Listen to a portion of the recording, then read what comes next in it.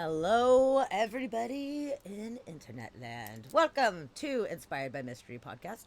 I am your host, Sammy Soros, and I have a very fantastic, very knowledgeable guest today. We have Christian Harris back in the house.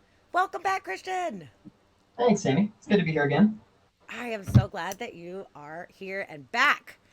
Some of you guys in the chat, I think, may have caught the initial interview that we did. It was a few months back. We talked about the science of aurora. We talked about space science, space weather. We talked about so many different aspects of space with this fantastic human right here. We also talked about psychedelics and That expansion was of fun. consciousness too, which was amazing. I loved how many different directions that our conversation went. But there was so much that we talked about. We didn't get to the nitty gritty of astrophotography. So we're back for part two to no doubt ramble more about space weather, but also get into the details of astrophotography because your photos are fucking amazing and we need to know the secrets on how you do it. So I'm just so glad that you're back. It is so fantastic to have you here. So Well, again, thanks for the invite again. I appreciate it. I'm kind of glad that we're doing it. I feel like it's a momentous night, at least now that we've got the arrival of the CMEs coming in and some possible aurora storms happening tonight. I feel like this is kind of yes, the way into all of that right now. I think that that is such an interesting little weird turn of events. So, for all of you guys out there that are listening, I don't know if you guys pay attention to space weather or not. I do. Christian does. There is a pretty reasonably sized CME or coronal mass ejection that is actually interacting with the atmosphere right now. It is coming in right now. And it's a pretty hefty little bit. So it's kind of funny that here we have the space weather specialist with us, and we actually have a pretty reasonable solar event happening right now. So we're gonna hope that it does not affect our technology and it doesn't fuck with it. It's probably not going to be strong enough to like really do some damage, but you never know. Even smaller storms sometimes disrupt the flow. So we're going to cross our fingers and hope that that does not happen tonight. I Here's know. hoping. Fingers crossed. Unless But it means there's good going to be aurora. some I'm okay with some it breaking down if the aurora it comes out for everybody. you know what? If it is a good show and people are stoked all over the place, if that's what happens, if we have to sacrifice a little bit of technology for it, it is worth it. Because it looks like there could be a pretty awesome show happening in the northern latitudes tonight. And of course, I'm in Washington and it's fucking cloudy. I'm Damn it. looking for a lot of people around the states. It seems like there's only a few states right now, and it's a small sliver in between North Dakota, South Dakota, Wyoming, a little bit in Colorado, actually, Western Colorado. I'm going to be clear here in Central Colorado, but it's going to be more windy and it's going to be terrible weather outside. I live in a windy place, though, so I don't know why I'm complaining. But point being, unless you're in Wyoming or the Dakotas or probably some of Canada, I'm hoping you'll maybe get something. I don't think much of the U.S. is going to get much tonight. Thanks, Actually, Bob. Chidley Michael here in the chat. You are in Canada. How are your skies? Chid, do you have clouds? Are you clear? What's going on? Talk to me. Because if you got clear skies, you might get a pretty awesome show. He's up near, where are you at again? Calgary? Oh, you're up in Calgary? I believe It's he's in the kind of the home Calgary base where there's a region. lot of people there. Oh man, I wish I was up there right now. I actually thought about Same. it when they were talking about the storm coming in, and I'm like, can I drive to Canada? And I'm like, no, I got shit to do. I can't just drive to Canada right now. Fuck. I know a few people actually that did, not necessarily to Canada, but from the eastern area, Midwest area, and then south to, well, Wyoming and North Dakota. So they drove like 1,000 some miles in the last 24 hours just to get there. Wow. Broken clouds. Really? Well, hey, broken clouds is still something. I've Don't seen you have some Aurora good stuff? behind the broken clouds, man. I've seen it. It's actually kind of awesome when it makes the clouds glow, too. Not an experience. Love that, like a bright aurora just breaking through some kind of thin clouds. Yeah, that'd be awesome. Good photos too. Yeah, I was actually in Andoya, which is in the northern part of Lofoten, Norway. And I mean, it's pretty high up there in the Arctic Circle. And it was such a bummer because it was clouded out that night. It wasn't full clouds, but it was majority of clouds. and you could see little bits of green poking through. But when I was Haha. taking photos, the clouds themselves were glowing. And I was like, you know what? Like, we got pretty damn good shows the past few nights, so it sucks that I can't see it, all its glory right now. But seeing the glowing clouds was But pretty cool. exactly. It was pretty neat. It is kind of That was cool too, seeing it pop out from behind because it's there, and then you just see little like hints. Obviously, getting a full spectrum show is what we all want, but anything's better than nothing, man. It's better to see them just kind of peeking out. Oh, well, especially I when we're down wish. here in the U.S., you can't really be picky anyway. I mean, all we have is these small opportunities for rare occasions for some lights. So it Yep. can't really be too picky about, I got at least some, or maybe if it's just camera worthy. It's not something you can visually see, at least if you take pictures of it. And here, or at least in the northern United States, you have to be looking so far north, it's down on the horizon, so there's not a lot of room for cloud error. But when it's No, all around you, when it is literally all around you, if there's some clouds, like it's not that bad not a big because you can deal. see it And that's the popping beauty of out. Arctic Circle, or at least being plus 60 degrees latitude or higher. That's always kind of nice. It is being underneath it all, like a blanket of magic. It's so fucking cool. I love it. It's so exciting. But, it's bummer that we can't be enjoying it tonight. But I feel like I pick up on the vibes of others when everybody's stoked and having a great time. Like, I can feel how exciting it is for people and for folks that have never seen it before, too, for it's their first time. I just love it. So it makes me feel really happy for everybody that is super pumped and having a good time, even if I can't experience it. Like I feel like the vibe is elevated, you know. Honestly, that's what got me into space weather to begin with, knowing that, okay, odds are I'm not going to see it very often, if ever, at my latitudes. So I might as well learn about what actually causes it, how to tell if it's coming, and let other people know so they can see it. And Yeah. that kind of stuff in there. So that's what inspired it, huh? That was the beginning of it, at least. Well, I mean, the second beginning, we'll say.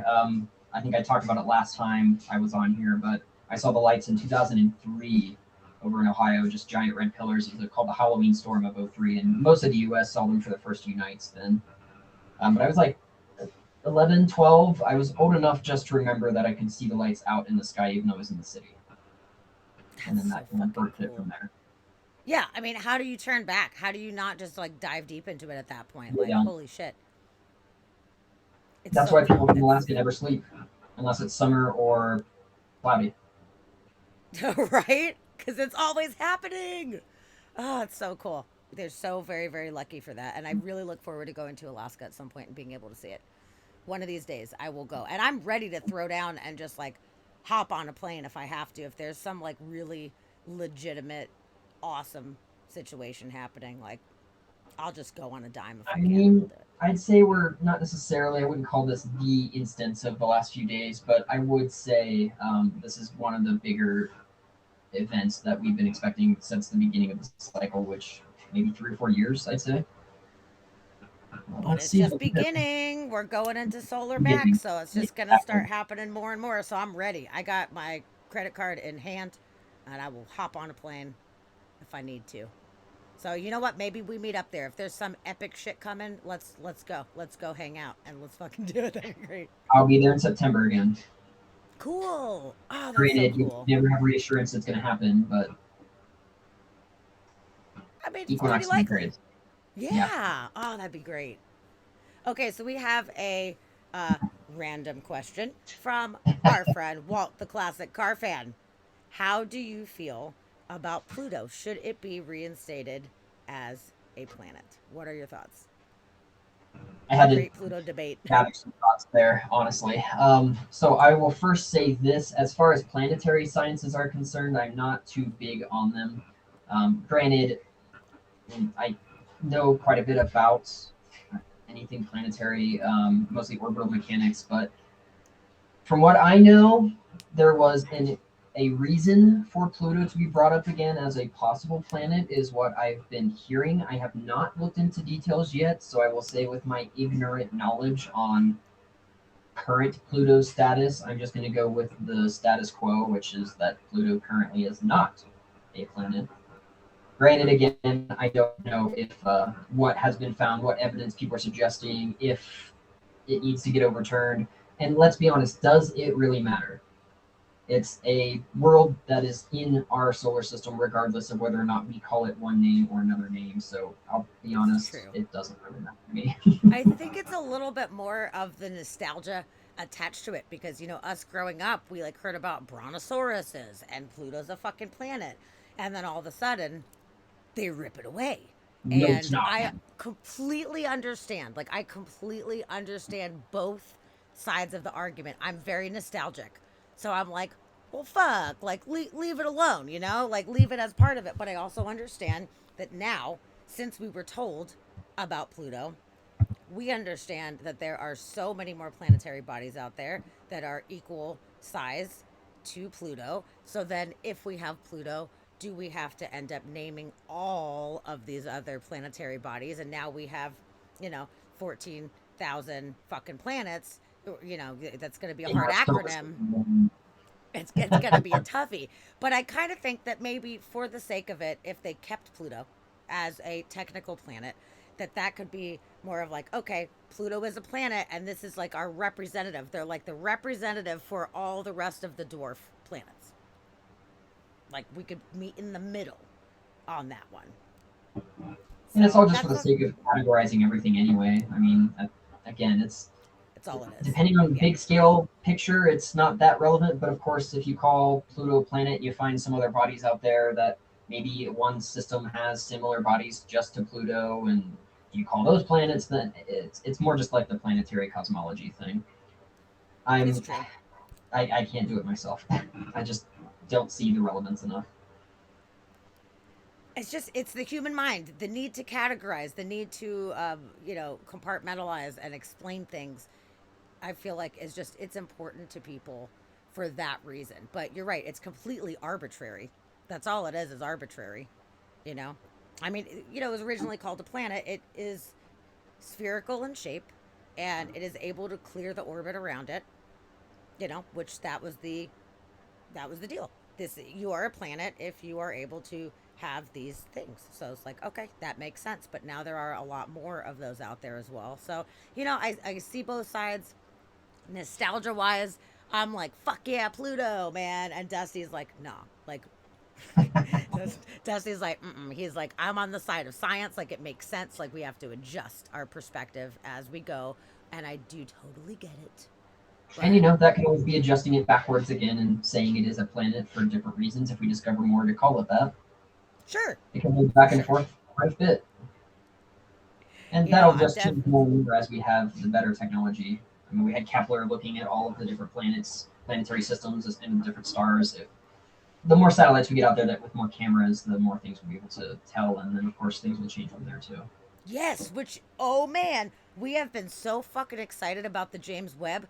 Every week Yes. on the podcast, I'm doing James Webb updates like every freaking week, man. I'm so excited about this. Talk about being able to see new things and to be able to learn new things that we have no fucking idea what's out there. Like, we are so close. We are on the cusp of seeing things that we have never seen before. And I could not be any more excited. It's not possible. It's fucking awesome.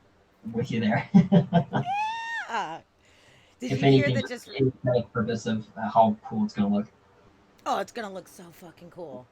And their first image, they just released that it is going to be a surprise, that they are not actually telling us what the first images are going to be. We knew that the star that they focused on, they were using that star just to focus, which they did a great job at, fantastic, but they just said, "Hey, it's a fucking surprise." Which I don't know if it's because like we're gonna try and if for some reason it doesn't work out, we're not held to that, or if they are just trying to kind of build suspense and make it super fun. That's my guess. I think they got their hopes up based on what they saw with the focusing, and they're like, you know what, let's just keep this a secret until we can release the imaging. I Ugh, bet it's going I to be hate. something familiar too. My assumption is going to be something closer, or at least something that has been imaged before, and just it's going to be a higher resolution. If I had to bet. Yes, actually, that's awesome. We were just talking about this the other night, and that was my idea. I was like, well, either A, they go like balls deep and they go super far back and they're like, bam, something we never seen, or what I think would honestly be the best method is to find an image that we already know. I was saying maybe like the Pillars of Creation or something that's extremely well known imagery that we all know and love. and doing a side by side comparison to be able to show this is what Exactly. Hubble showed us and this is what the web is showing us. So now you can understand how profound that this is. So I'm hoping that that happens because that'd be pretty good, man. If we I'd could almost see it in more bet detail. money on it that that's going to be the route that they go. Almost. Do you have any ideas on what image that you think that they would go for? Do you have any inkling? I have several tens of thoughts in mind, honestly. Like they could even go as small as like the Andromeda core in the galaxy, just this actual core itself, just to get individual stars from it. Oh, that'd be amazing. Maybe like some smaller nebula. I like the pillars of creation idea because it's something that everybody knows, and it's a very small, fine detail in a greater nebula that not a lot of people get to look at. Um, I wouldn't even dare guess, to be honest. Oh There's just too many man, options. we should be taking bets. When me and Dusty started talking about it, I was like, we should do like one of those betting things, like I don't know, fantasy football thing or something, where people can place their bets on like what's it gonna be, which quadrant of the sky is it gonna be, you know? Like I don't know if Really that like many that people idea. care enough. I care though. I would throw down a $20 just to see if I All right, could just for be humor. a winner. Yeah. So yeah, that's so exciting. I'm so glad that that is happening soon. And they pushed it back to July instead. Before they were saying June. Now they're saying July. So help me, fucking universe, if this shit does not come out in July, man. All Ah, right, it'll be worth it. Just have to wait it out. it And then, will. It if it will. does come up, or if they at least get the data, then something might come up and they might take a little longer, but it'll come. Don't worry. But we've It'll been be worth the waiting wait. for a million years at this point. That's what it's going to feel like, though. Oh, At least it's since gonna the be great. launch. I mean, whew. I know they kept pushing it back. And it was going to be on Halloween, which we were all super pumped on that. We're like, That would have oh, been cool. they're launching on Halloween. And then they're like, no, we're not. I'm like, fuck you guys. That was about to be amazing. But that's okay. As long as everybody was making sure everything was tip top and ready to go. Like, we want to make sure it's done right. So it's fine. We can wait a few more months or fucking years if we need to make sure it is done right. So sounds like everything is working good so far. Everything seems like it's going in the right direction. So that's all we could ask for. Just a matter of time. Just a matter of time. So, speaking of telescopes, tell me about your telescope that you use and what kind of telescopes do you love? Let's just talk about telescopes, man. I like that idea. So funny enough, as you move into like from a visual person, so someone who's just looking through a telescope in order just to see what you can see, to an astrophotographer instead, you end up kind of going backwards sometimes. So I started out with a model called a Dobsonian. It's literally just a giant tube. It was a 6-inch mirror. And it was just on a giant tube, just a straight tube, and it was on a mount that you could just turn left and right, rotate, and then point it up and down. So essentially, as long as you could point it at whatever object you wanted to see, or knew where you were pointing it, and there were little accessories you could add, a viewfinder where you could kind of see a red dot where it was pointing to. My personal favorite was something called a telrad, which is just a bunch of concentric circles within each other, and you could actually star hop through them. One was like a half degree long, the other one was 2 degrees, one next was 4 degrees. But basically, you could look at a star and then kind of hop to whatever target you need to. Because, for example, the Andromeda Galaxy, especially in a very city environment or an urban environment, you've got a lot of light pollution. You can't tell where Andromeda is at all. You Yeah. can try. You can see Merak, one of the stars in Andromeda, but that's about as far as you can get, and then you just kind of have to guess from there. So the point is, you have this pointer that at least lets you see where you're going, and then it's all visuals. You just look in. It's a 6-inch mirror, so it's a decent sized mirror, but it's visual. So visual astronomy is extremely different from any photography because of course the camera takes in light for a longer period of time. So you get far more detail out of your photos than you do anything you can see with the naked eye. And in fact, if you go with the naked eye first, at least you can appreciate going forward. But if you start off taking pictures of things or seeing pictures and then you get a telescope, look in that and expect to see the same thing, you can get disappointed. So Sure. the Makes idea is sense. just to kind of get used to the telescopes, just look around, get used to the sky, figure out where things are. It started off with the Dobsonian, ended up with a Mac cast, which is an abbreviation for, I'll be honest, it's hard to say. I know the last word's a Cassegrain, but it's like a Mactus something. I'm very embarrassed I don't know that word, but a Mac cast is the abbreviation of that. And it's essentially like a very big reflector that's been compressed. So you've got maybe this big for the tube is the one I had, and it was 150 millimeters for the diameter of the mirror, but the focal length of it, which is generally the distance of the entire tube, was 1,200 millimeters or about 1.2 meters, which is far bigger than the actual tube because Wow. of what the mirrors were.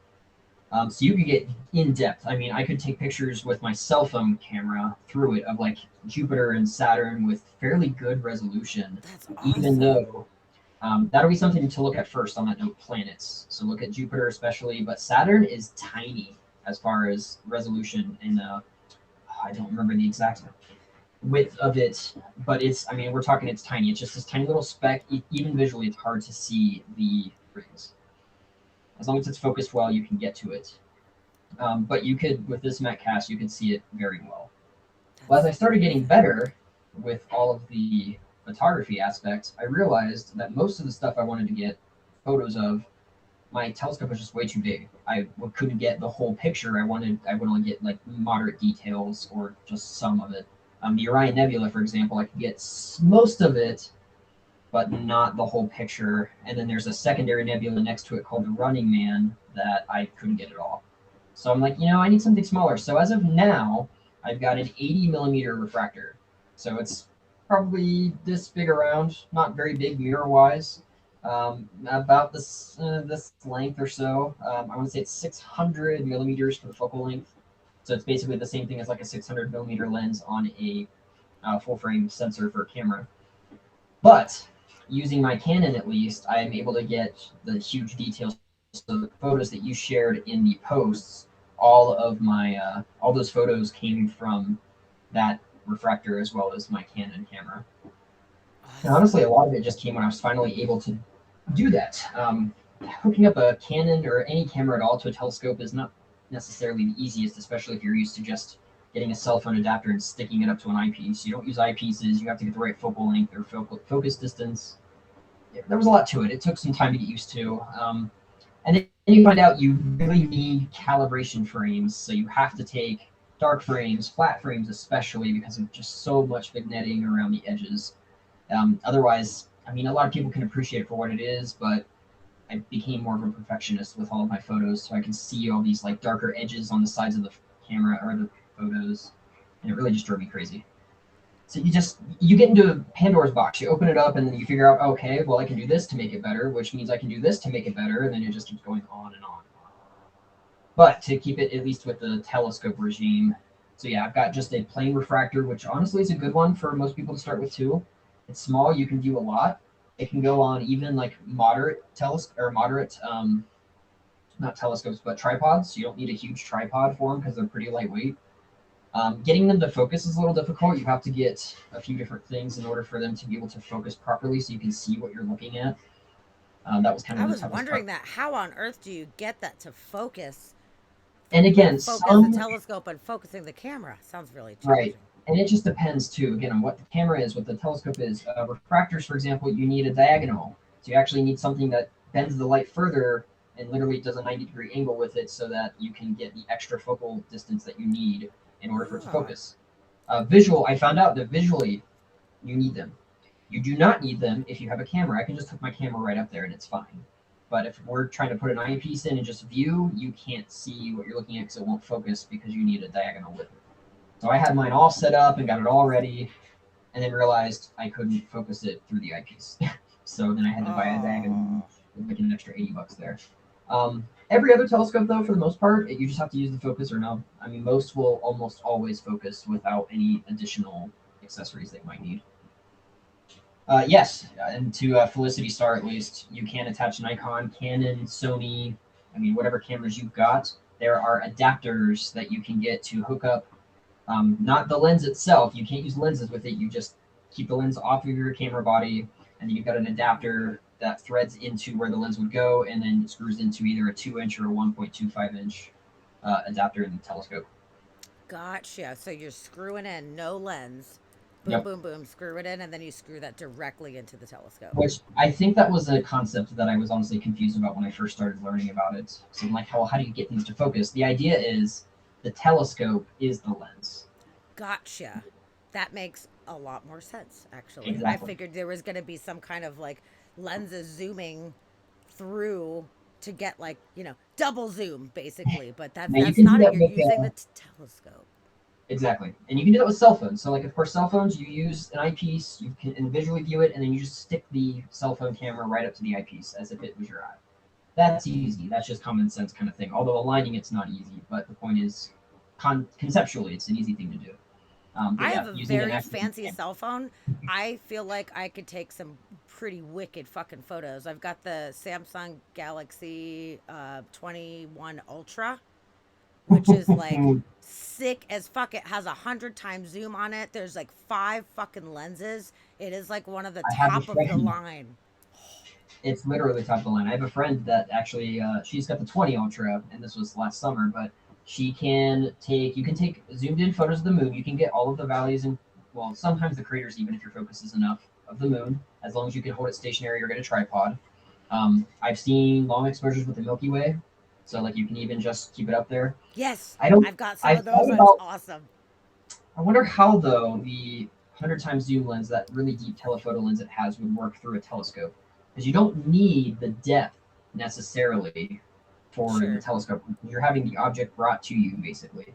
Yeah. So you would just need a really good main lens on that one. But the 21 Ultra is an amazing phone with cameras anyway. So God, it's so fucking good, man. You know what? It's funny. Me and my friend went on a road trip a couple years ago, and my phone, I think I had the Galaxy 9, and she had some honestly like cheaper phone, but it was a more updated version. And we were in the Anasazi ruins in Arizona.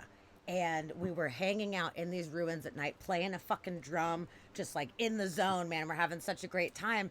And I was trying to get some photos with the walls of these ruins and the stars above. And I'm like, okay, I'll probably get 5 stars, but it's still going to look pretty. She starts fucking around with her settings. She was getting full blown like amazing star fields, like the Milky Way. It was crazy because the Milky Way was directly overhead in the strip right above us. And I was so fucking sad that my fancy expensive phone was not making the cut. And I was like, this is bullshit. I'm getting a new fucking phone because I have to get like Milky Way photos. Like I was so sad that I couldn't do it. I mean, the ISO only went up to 800 and it just wasn't making the cut, but hers went all the way up to like 24 or something and it was just fucking blowing shit away. So I got this phone and I've fucked around with it and my much god, better. it is good, dude. It is really good and I've kind of perfected where I can put the timer on because obviously you don't want to wiggle it at all. So I put the timer on, lay it down like from the top of Mount Rainier. I was taking some amazing photos, just putting on the timer, setting it down, and then checking. And I'm like, oh my God, this is fucking great. So through my a personal telescope, it'd be even better. recommendation, actually, I have two. Get a telescope with a cell phone adapter. And I'll be honest, most tripods, even like the cheap $20, $30 ones on Amazon, come with cell phone adapters. So Ooh, literally good just to know. cell phone in, hold it down, and boom, you're fine. You've got stability. That's honestly the biggest part Yes. in cell phone photography at all is the stability for it. I mean, they have really good cameras. The S9, I've seen Milky Way photos with the S9 back then. I even did it with the S7 back in the day as well. What? Granted, Samsung limited, yes, they limited their exposure time to 10 seconds, but if you have the stability and you are able to focus things and do 10 seconds at, yeah, I think it was 1600 ISO, if that, you can get the at least some star fields generally. But the second part is to learn the pro settings, which I guess you would have to know if you know how to set the ISO and exposure time anyway. In most, I Yeah. think it's just called manual camera now for most phones, but all phones have that ability at this point. I love the pro settings. I honestly, I don't know too much about photography in general, but I've learned some by just continuously fucking around with those settings, especially for Aurora photos and stuff like that. Even Oh when I yeah, had the older phone, like I was like, okay, what do I need to do? Like you got to bump this up, bump this down. And I'm trying to 10 second, I'm trying 2 seconds, and I would try all these different things. So you just kind of by always poking around, I started to figure stuff out, but I'm really just winging it and figuring out the combos that work, but I don't really understand the mechanics behind it and how to transfer that over to actual, like, you know, professional camera because I just don't know how. I just don't know enough Well, about it, which especially is why I'm if so you're doing excited it, to learn. if you're doing it with aurora photography though too, that's, I mean, probably the hardest part of it, because it's the aurora's just dynamic. I mean, 1 second it can be, you're taking 20, 30 seconds and barely getting anything out of it. I For the last shows that I had last March, the 2 or 3 bright ones, I was taking 2 to 5 second exposures, and some of them were getting overexposed just from that. So I mean, Wow. you have to. It's so dynamic. You have to evolve in the situation and figure out, okay, well now it's doing this, so I need to slow it down to this. And then you have your f-stop coming into play, and with cameras at least, you don't have that option with cell phone photographies, but and then your ISO. It is a matter of, though, I like starting out with the cell phone because you get to learn those terms, and that's how I did it too. I just played with it, and you just see what works and what does this slider do if I change it to this? How does it make the image look? Eventually, you realize that technically with cell phones at least there's only two things that matter, which is the exposure time, which is literally just how long you're letting the light get into your camera, and then the ISO value, which is just how sensitive your camera is to light, which you would think is going to be better if it was all the way maxed, but then you can get so sensitive that you end up reading noise, which is light that your camera thinks is light that isn't light, essentially. So you end up with all these just noisy, grainy pixels that don't actually help your image. So you kind of have to find a nice, even balance.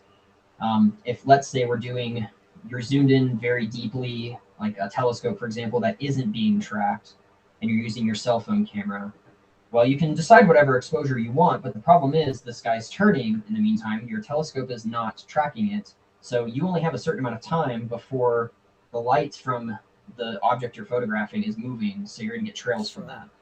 So in that case, that's where the ISO comes in. You kick the ISO up the sensitivity, then you've got a more light coming in that same amount of time. So that way you don't have to up the exposure and get the trails. So that's a That hard, is I like to know genius. That was good. That was very, very good advice. that's a huge Because part. that is a problem. The shit, it's moving so fast. I mean, I've looked at, even just looking at the moon through a telescope, it's like, whoop, it's Yep, you've everything's only got moving like a so minute at least. fast. Totally. Well, that's where tracking comes into play, though. And of course, that makes things enormously more complicated because then you have to align it and do. If you have like one of the mounts I have, it's called an EQ mount or an equatorial mount. It literally aligns itself with the rotation of the Earth so that as it rotates, it's rotating in the same exact manner that a star would. So you can keep an object in it if it's aligned for hours as long as your alignment is good and it will never move, which is the whole purpose because then you can take as long exposures as you want. So, like the Andromeda photo that you posted, that one I want to say was either 3 or 4 minutes of exposure time. So, Wow. literally, the shutter is just open for 3 full minutes, just letting light come in. In that 3 minutes, if I didn't have it tracked, it would be out of the field of view within 30, 40 seconds at most. So Totally. at this Oh, point, that's then so you take cool. multiple of them.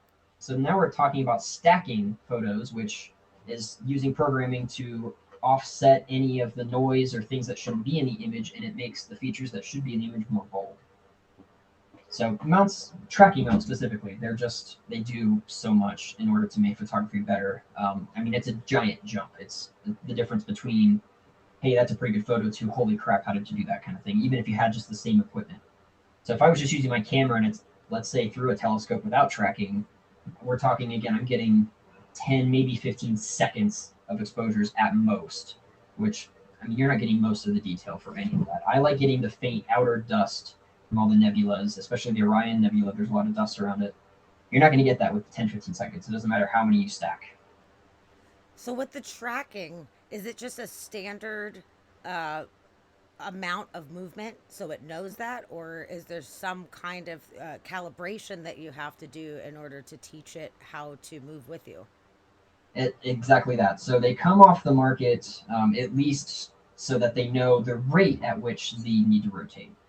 But you have to do an alignment process. So there's 2 steps in it. There's polar aligning, which is literally pointing the scope, or at least the center of the mount, specifically at the north celestial pole for us at least, or south if you're in the southern hemisphere. And that way, if it's pointing directly at the north celestial pole, anything that rotates around that will be rotating the same exact way. So stars, outer objects, anything like that.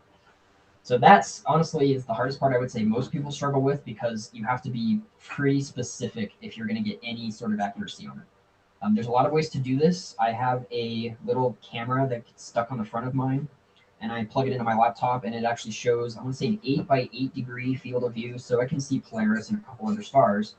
And then it has you point and pick out some of the stars, and it tells you to rotate in certain ways so that it can align it for you, and then it tells you exactly where to point it. And I mean, it's accurate Ooh. within.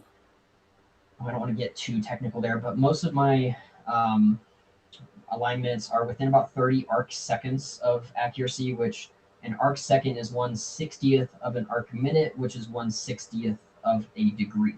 So we're talking Wow. 1 degree in the sky, which the moon itself, if you're looking at a full moon, that's half a degree long. Okay. So It's a good point of we're reference. talking the accuracy is 1/3600th of that and half of that, That's which is amazing. freaking but the point is, you have to do that, and then that's not the last part. There's also star. Let's see, and a star alignment as well. So then you go through the automatic tracking program. You turn the program on. You tell it, okay, I am here at this latitude, this longitude, this altitude, all of this time, and then it tells you to pick out 2 or 3 different stars in the sky. And it'll try to point it to them automatically. It'll have some adjustment you'll have to make, and you point it dead center, and then you do another one and then another one, and by then it's figured out, okay, this is exactly where the scope needs to be pointed. So by the time you're done, you can say, okay, now point to this. It's pretty much dead on, which is a really cool experience to get to. The most frustrating part is when you do it correctly and the scope still doesn't align properly with whatever item you're trying. Uh, Yeah, photography. ooh, looks like we lost you there for a second. You're Yeah, back I though. think I figured it out. I'm on Starlink internet right now, just so we're clear on that too. Are So you? yeah, it's not. I mean, it's great, but it's still satellite. It still dies occasionally. Yeah, I haven't talked to anybody that's actually hooked up on the Starlink yet. So that's It's kind of cool. pretty awesome. And at its best, it's every bit as good as like cable. The latency is a little bit higher, but I can get like 40, 50, 60 megs down speed wise pretty easily. Cool. And it's just the beginning, so I'm sure it's just going to keep improving as time Exactly. goes on. But wow, okay, so are there any like as far as the trackers, is there just like a GPS one where it just knows exactly where you're at, so therefore it calculates everything? Is that like even an option? I wish you have to do some form of alignment. So you Okay. can now there are ways to sync it. You can get it. So I could go even more advanced if I wanted to and hook it up to the my laptop, and then my laptop can then feed it the coordinates, and then it can kind of fix itself as it's tracking as well. There's also Huh. something called auto guiding, which is literally a secondary camera on top of the scope that's constantly viewing the sky itself or any stars you pointed at, and then it'll make corrections if the star starts to drift. It'll make corrections based on that. So Oh, auto that's guiding is like the great. top of the line if you're trying to be as professional as possible. It's also kind of expensive, of course. This whole hobby is expensive, Right. but that's the top. But otherwise, no. Now I will say there's cheap trackers though. So there's something called the Polar. Let's see, Polar Pro. What do I have? Been so long since I've had it. There's something called the Move Shoot Move, and then I'll figure it out at some point what mine's called. I don't know why I forgot it, but basically just trackers for cameras by themselves. So you can put your camera on it with your lens and have a good stable tripod. And as long as you align this thing, which they're far easier to align, you get a laser, you point it at Polaris, you look through a scope in the mount, and you just put the Polaris at a certain point in the scope, and then it's good. Perfect. But most of the times, if you're using a camera, your focal lengths are, maybe 100, 150 millimeters, not usually that much bigger. So the error range is not that necessary to make sure it's small. You can have a fairly big-ish error range and still do pretty good photos with it. Like all of Okay. my Milky Way photos, for example, I typically use 24 to 30 millimeters. I don't try very hard to polar align those ones. I just kind of point it and make sure it's in the ballpark. And I take Sure. 3-4 minute exposures for that one too, and it's still pretty much dead on. If I God, notice you're any so tracking, good. then I'll be specific. But we are You're Noki so season. It's good. Noki season again. Oh, it's so So super exciting. excited on that. I haven't taken any yet myself, but hopefully if it clears up and the winds go away in the next few days, then I'll have my opportunity to go out and get some Milky Way shots soon. Oh, I cannot wait to see all of them. Dusty has a really good question. He was talking about the stacking. You were talking about doing the stacking of the Andromeda photos. Can you run us through the process of image stacking? Sure.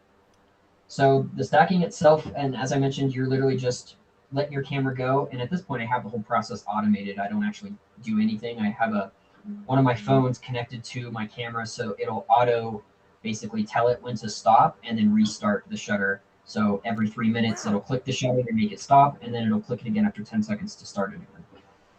So No I just kind shit. of That's get it started, amazing. and then I leave for an hour, hour and a half. But point is, I do at least an hour time. Now I'm in portal 2 or 3 level skies. So out of 1 to 9, 9 being the worst, 1 being the best dark skies, I'm on a 3. So it's since I'm up at 10,500 feet and I'm away from most cities, I've got pristine skies. So honestly, most people do That's like great. 4, 5, 6 hours of an object. I generally find that about an hour, hour and a half for mine is pretty much good to do whatever I need to do with it. Oh, you're so But lucky. it You're is in such a cool, good sky environment. That's great. 100%, and that was a huge factor of why I live where I live. Is the skies are great. The point is, so I let that go. Let's say the Andromeda, for example, 3, 4 minutes. I think I'm down to 3 minutes now for my normal ones. I let that go for an hour, hour and a half. Then I take the calibration frames. So you take dark frames, which you literally just do the same thing, 3 minute exposure, same ISO, but then you put the cap on the telescope so there's no light getting in. That way you can get an average of all of the noise that's created just by your camera from just being on that long. And then there's something called flat frames, which takes care of the vignetting. I won't go into the details of that because I'll be honest, it's hard enough to do on its own. And then after all that's done, you've got just all these different images: light frames, dark frames, flat frames, bias frames. That's pretty much all I do. Some people take dark flat frames too, but I haven't looked into that yet. But there's 4 types of frames, and then there is programs on my laptop specifically. If I'm doing like an object through the telescope, I will use a program called Deep Sky Stacker. It's DSS. It's just a free program that someone created online. All these images, and it will auto do all that work for you. It'll stack all the lights together, which again, stacking the light frames together makes just whatever item you're taking photos of stand out more and gets rid of any, let's say, just hot pixels that pop up on individual frames or like maybe a star trail or like a plane goes by. It gets rid of those frames, or at least Really? those. That's Right, because it amazing. averages them out. So let's say you have 5 different frames and you have one frame of that has a plane going through it. Pixel out to be what all of them are, which means that generally none of them have the plane in it, so that plane trail is going to be going. What And then if it gives you you a catch a roll. really cool meteor, though? Like, can you tell it at that point? Like, no, I want No, that. That's awesome. no, but at that point, I mean, let's say you do have one that you wanted to keep in and you wanted to get the same detail, you would still do the stacking. Then you would go back into Photoshop and blend that other one back into it so that you've got that trail there. Gotcha. So that's kind of like a Gotcha. post editing thing to do. But that's mostly the process for the stacking. You literally, once the frames are taken, you just throw them into DSS and it does it for you. As long as your alignment was good, you're fine. Then it gives you a nice raw image. Usually it's not very colorful or anything, it's just the basics. It doesn't have any trailing or anything like that. Then you edit that photo, and that's kind of where you go and get all your detail from. Some people put it for a something called what is it, Starnet Plus Plus, which is an automatic program that will remove the stars in an image. So if it detects that there's a star there, it'll try to black it out and then blend that area in, which is the background. The idea there being it just wants to bring out any features that are not stars. So like in Andromeda Galaxy, for example, it just takes out all the stars there, but it leaves the galaxy as a whole just on its own, which kind of makes it look That's more really dramatic. cool. Oh yeah, Yeah, it some makes people that prefer pop this, some out. don't. That Exactly. contrast is good for sure. And I tend to do both, honestly, because I honestly I like both. I can see where they have their appeal, and I can't really choose. So generally, in the last couple Totally. of posts I have both. I like that because I like them for both for different reasons. I mean, having the backdrop of the fucking universe is amazing, but at the same time, being able to have a focal point, I think, is important as well because it could just get lost. I mean, all the galaxy is millions and billions of stars. So then you've got all the Right, stars around. I could see how it could kind of, you know, fade out a little bit. into it at least. And I did that actually. It's funny on Reddit. I posted the starless Andromeda Galaxy version I had, which blew up the astronomy subreddit. Thankfully, it was a really good one that most people responded to. But a lot of the comments were starless. Then I still see a galaxy though. Ha ha ha ha ha. Like of course, that's two asses, and not really meaning that, but the idea is it's most people use it for nebula, for example, where there's not really any stars. That way, you just get the actual glowing gas as its own structure rather than having stars with it. That's Sure. where I think it's best.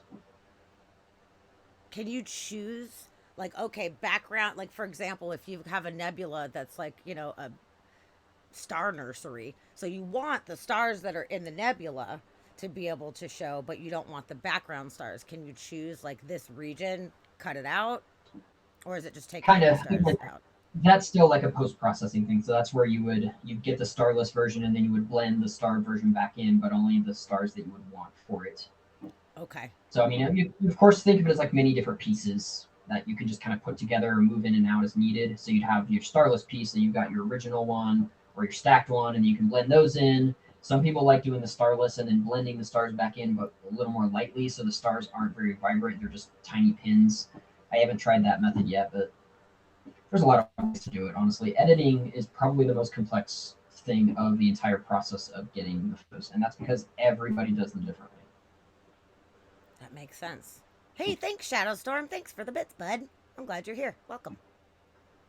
So I was curious about when you're saying that when you get the initial images that there's not a lot of colors in there. So it's a little bit more standard. So when you are editing the photos, are you adding any what would be considered false color, or are you just upping the saturation to try to show the natural colors that are there?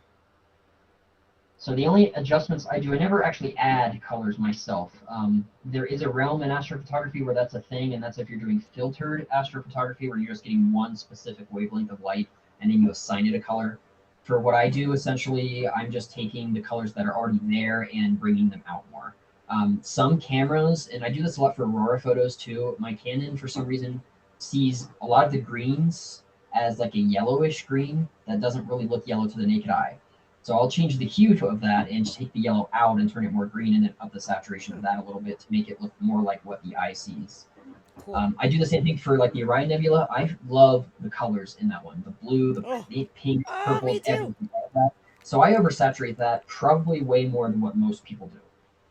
And it's all preference. It really is. Not a lot of people. I mean, I get some people that are like, yeah, it's too colorful, too much saturation for me, and then I'm like, no, this is awesome. I love it. There needs to be more I color to it. love it. I love high saturation. I think it's amazing. Same. Now, of course, you can overdo it. I mean, there is a point where you can tell that the saturation is so much that that color is bleeding into other pixels that it just shouldn't be there. But the point is, generally, I'll saturate it as much as I can while it still looks realistic. I like That's the that. idea. Finding that balance of really popping those colors, but not going overboard where it looks Right. silly at that point. Okay. Right. Yeah, I bet with the Aurora that's tricky too because there's so many different colors coming through and to try to get them all to illustrate in the way that's as close to what you're seeing with the eye because I see some people they blow out the saturation so hard that sometimes it's fun. It's just like, "Oh, that's a fun photo," but it's Right. not But it's representative not of real. what you're actually seeing. In a way, I would say it's flipped almost, at least for me. For the Aurora itself, the colors are very discrete. There's only technically one, two, three, maybe four colors in total that can actually appear from the Aurora: the greens, the pinks, the reds, and then there's kind of a bluish. Now, sunlight can mix in there and turn like some of the red purple and make it a little different, but the Aurora, since it how it happens at least, it's a very discrete color, so you basically have an idea of, okay, well then this part needs to be this part needs to be that. And again, that's just me, my editing process. So, for example, a lot of the reds that I got in Alaska that last year came out as like a purplish. Now, some of that purple was real. If it was especially 2 nights, there was lights right after sunset, and I'm talking an hour maybe after sunset, we had lights. So the red that goes up in that high altitude, and it's very high, actually ends up being washed out a little bit by the sunlight. So you still have blue light. So then red plus blue equals purple. So you do get That some is of that purple. so interesting. I was wondering about that because when we were in Sweden, we got some awesome photos of a corona right overhead, and there was a substantial amount of purple in it. And it was so fucking cool because honestly, I couldn't see it with the naked eye. My eyes suck anyway. So I'm not sure Dusty might have been able to see it with the naked eye. I don't know. My eyes don't do so well with bringing the light in. But in the photos, we were like, holy shit. It wasn't that like super uber bright green. It was almost like, I would say, closer to maybe bluer and then straight purple, and it was fucking Like amazing. up And I was like, from the wow. green, higher What's that? altitude than the green. I mean, So it was a corona right overhead, so it was hard to tell the fair. depth because it was just all right overhead. The sky was just exploding, and we were like, "Holy shit!" And when I looked at the photos, I'm like, "Fucking purple! Like how awesome! I wish I got to see it with my own eyeballs." But the fact that we have photos from it, like, wow! So that's really kind of cool to And everyone's know that eyes that's. see. Oh, my eyes are bad. It's I obsession. It mean, now there sucks. are pinks too. So legitimately, if a storm gets going, an aurora storm gets going pretty well, the nitrogen at the very bottom, the lowest part of the atmosphere for the or the ionosphere, technically for the aurora, can be illuminated there, which is pink. And I mean, it's a bright, vibrant pink. And oh god, this was the first time I saw them last year. But I mean, they move fast. It's like a just a super speedy pink light going across the base of the aurora. Yes, And then and you I got the did see green and that in real that. life. I got to see Yeah, it. it's so fast. I mean, It it was does. so fucking It cool. looks like the colors falling to the earth. That's the only way I can even phrase it. It was funny because this was we had talked about it last time, but like the most epic moment in my aurora viewing ever was like a few minutes when we were in Norway and we were freaking out and the entire sky was lit up and I guess the pink was happening behind me and my friend just grabbed me on the shoulders and he's like the most calm guy too. He's always very like even keeled and he was freaking out and he grabbed me and he was like there's fucking pink behind you and he just spins me around and I was like oh my god and I got some photos with my cell phone actually.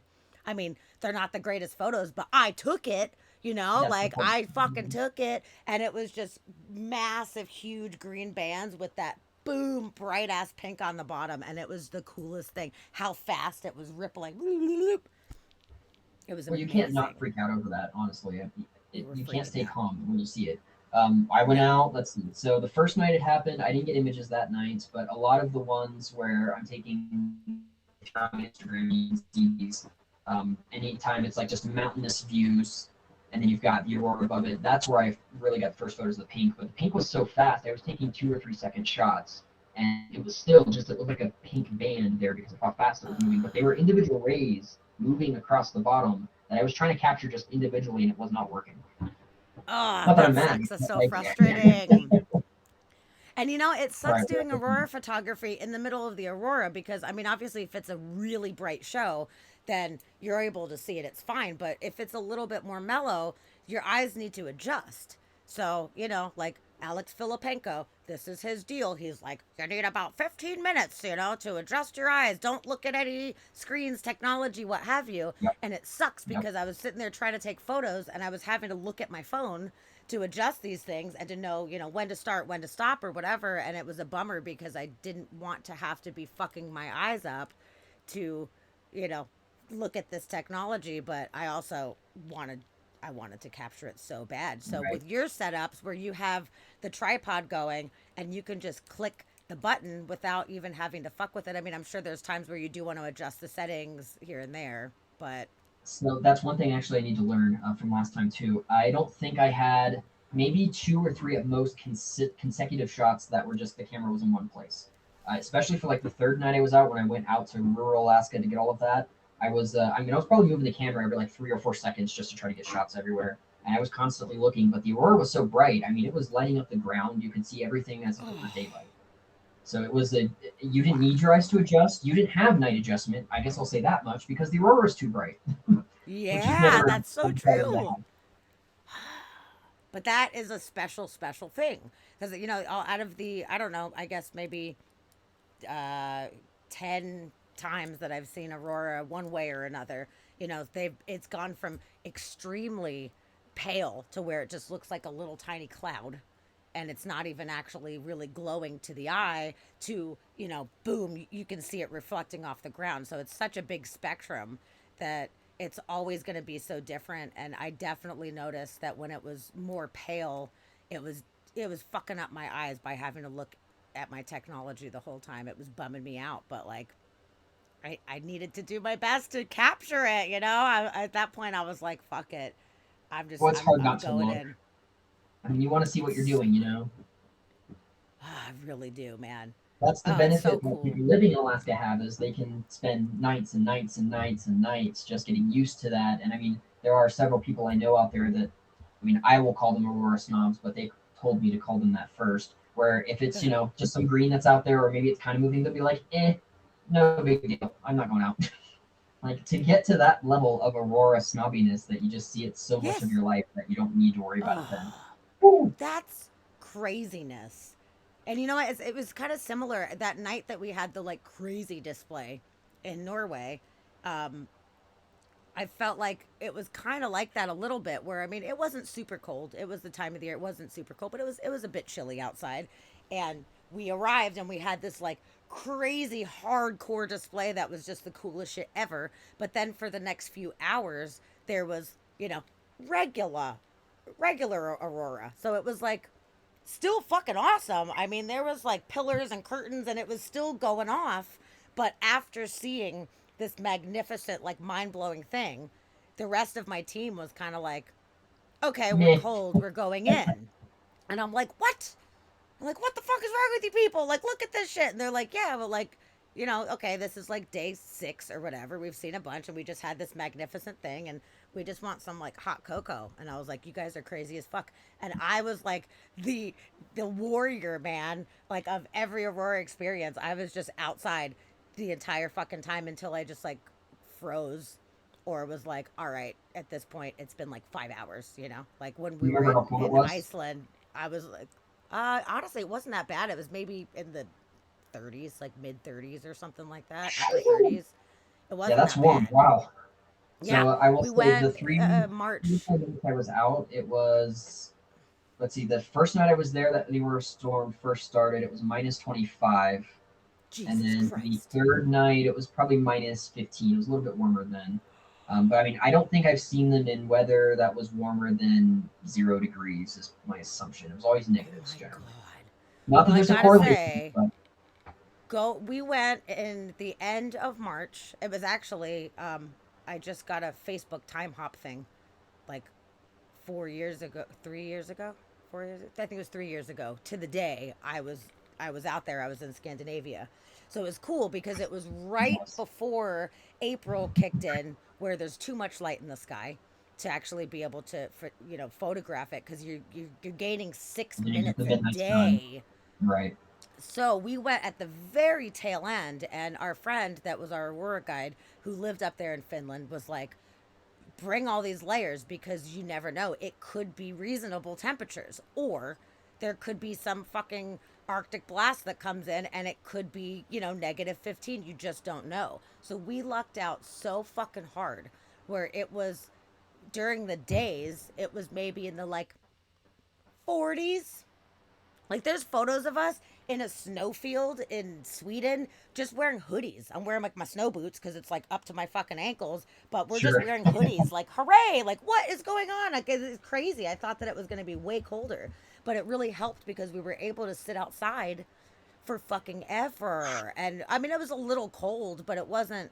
Oh, it wasn't negative 25 for Christ's Right. sake. Right. Same thing in And at Iceland. It that was point, September. It was great. it's not too difficult to honestly weather that weather either.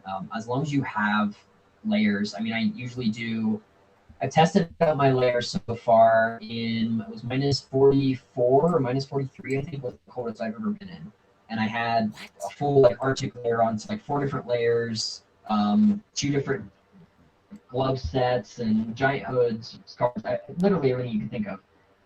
But the hands are the worst part, honestly. And it's just for me, I don't know why, if it's just gloves don't work for me.